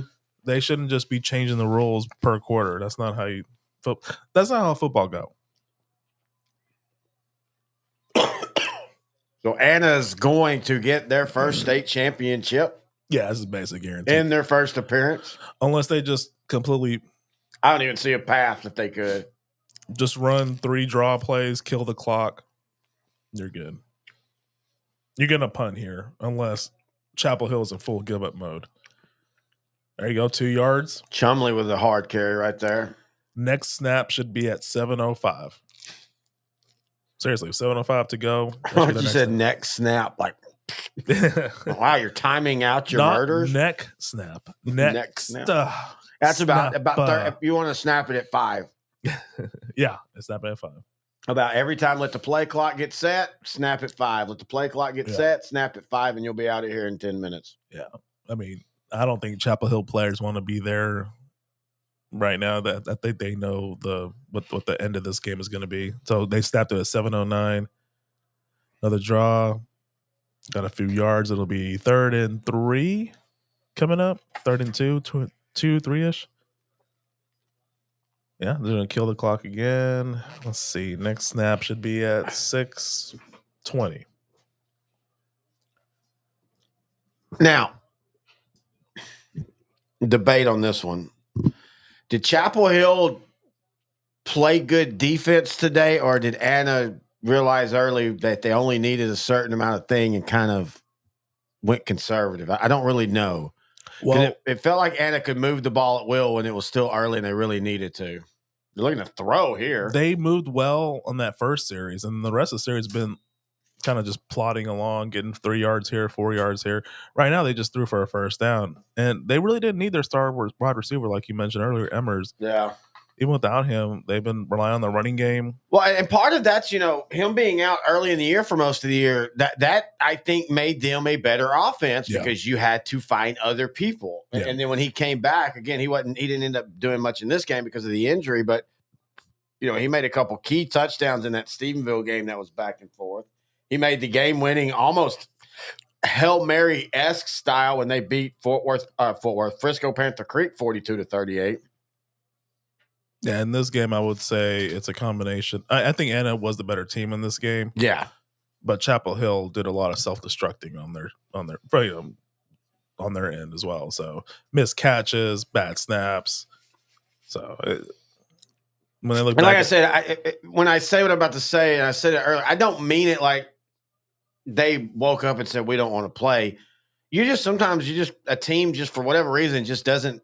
They're just not engaged. And that's what it felt like today with Chapel Hill. It just never felt like they were, again, maybe it is for them, the getting up early, the game time and all, because it legitimately looked like that Chapel Hill basically sleptwalked through this game. Now, some people will say that Chapel Hill traveled twice as far as Anna to this game.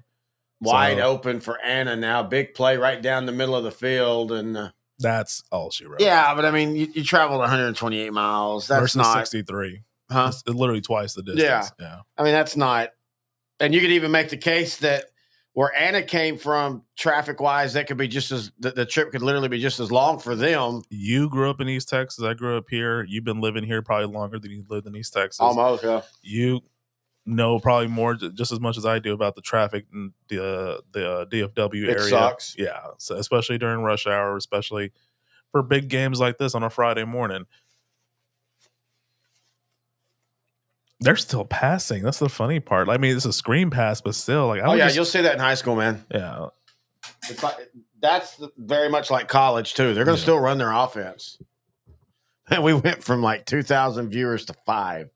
I'm going to blame the game and not Nohe eating on air. I don't know why he's doing that. I told him not to. Little ASMR.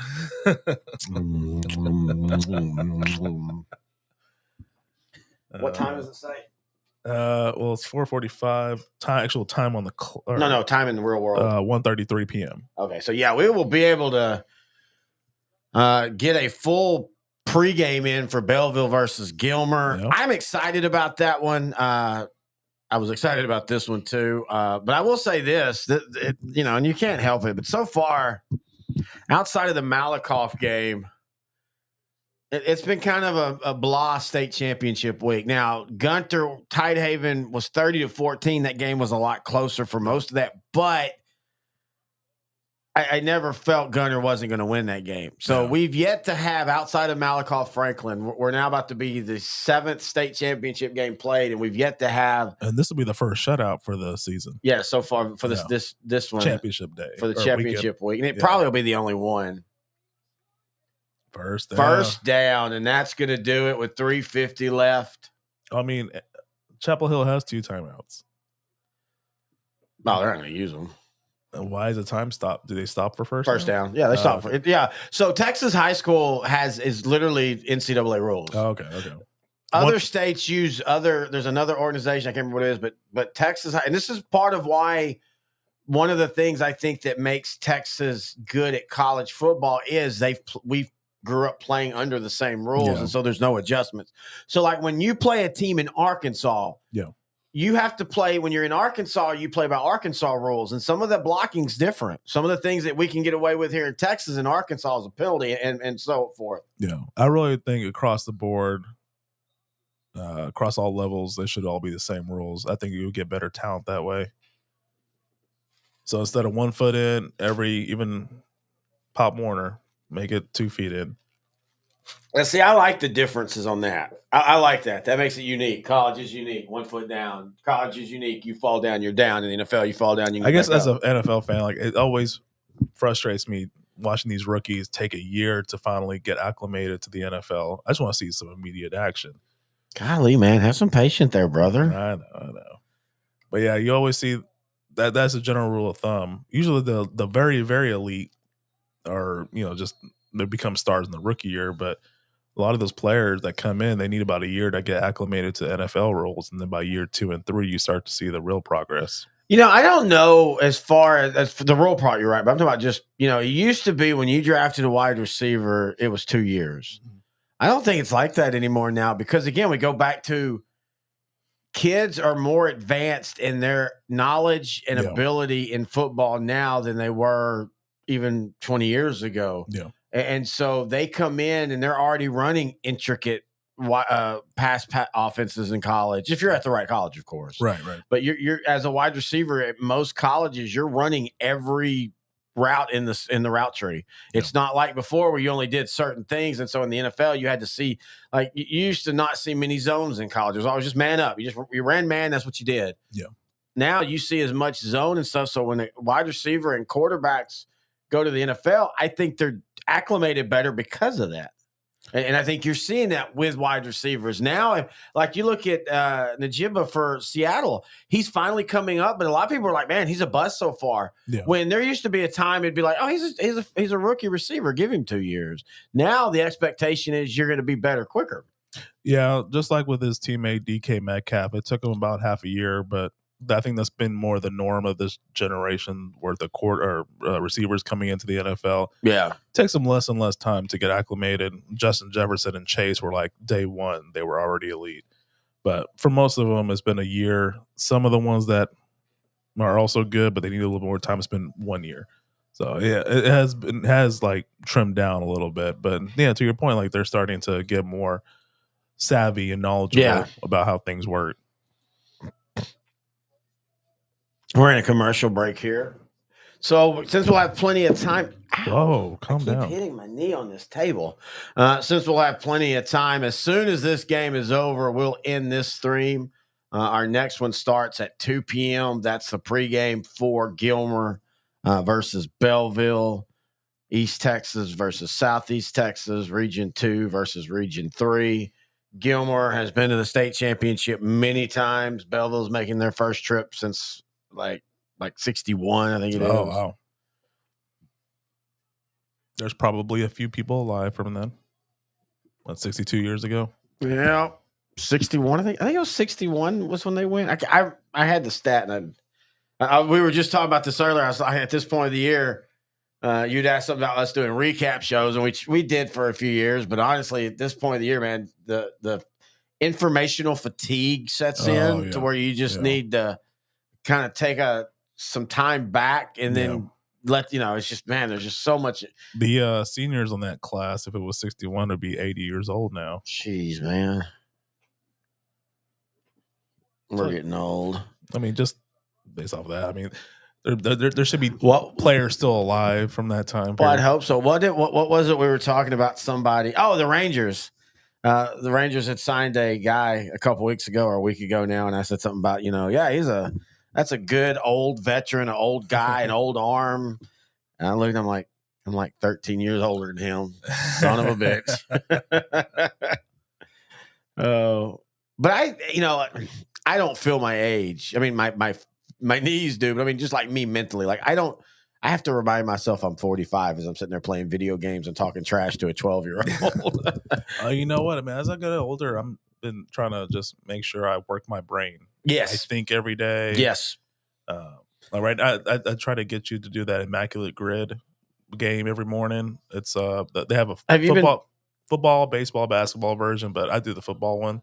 I guess I haven't seen the links. Have you been sending them to me? I just talked to you about it once. Oh, but I can start sending it to you if you want. But yeah, like stuff like that kind of keeps my brain sharp. I do connections. So that's video games for me, and video games have been proven to keep older people. Well, especially now, there's a lot more strategy involved and thinking involved than ever. It's puzzles, and it's also fast choice, especially for me. I play a lot of first-person shooters. Oh, no. Derek Del Rio, a listener, if he's listening, he plays video games, and I play a lot of fast. And it's funny because at 48, I'm better at those games than I were when I was 28 because I have the patience now, I think, to see things out that I didn't when I was 28, when I was more Leroy Jenkins and just run right in. Now I'm more of the I jokingly make a lot of 12-year-olds mad because I'll flank you and I'll take my time and I'm not in a rush to get into it. All right, 4th down and 10 here for Anna. 4th down and 15, I should say, for Anna.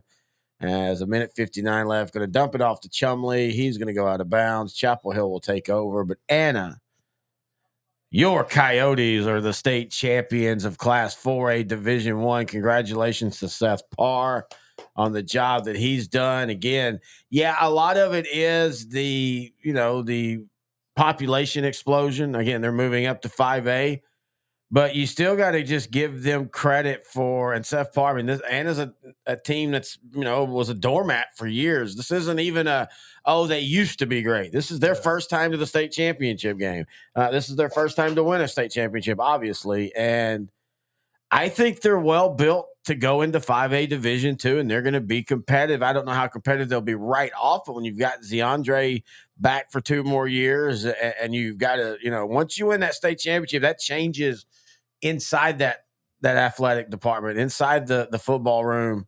You have a layer of expectations added to that to me improves your program. You think Chapel Hill scores? No.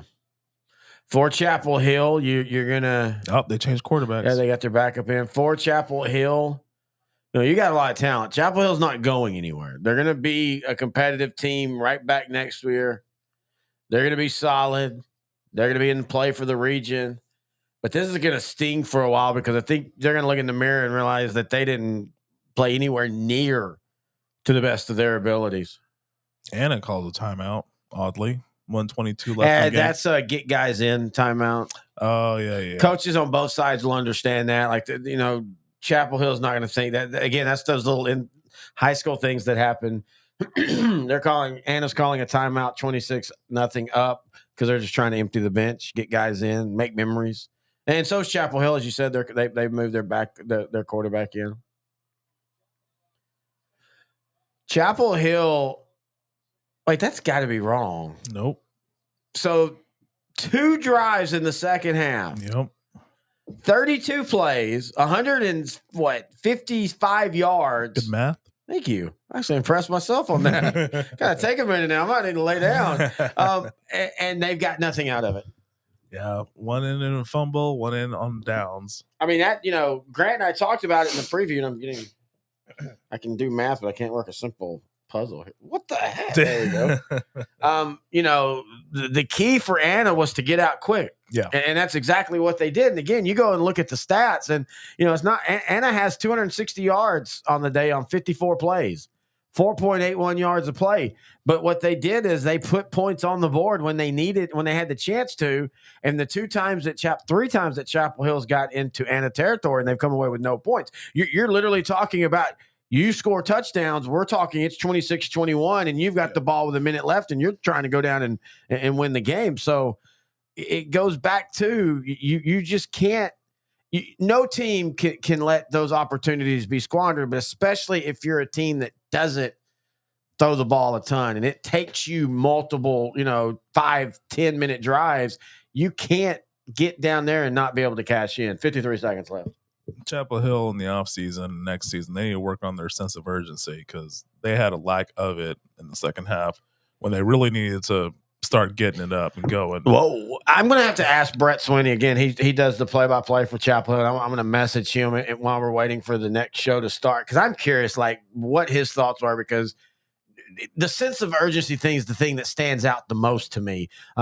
To be fair, it just looked like, honestly, that they didn't want to play today.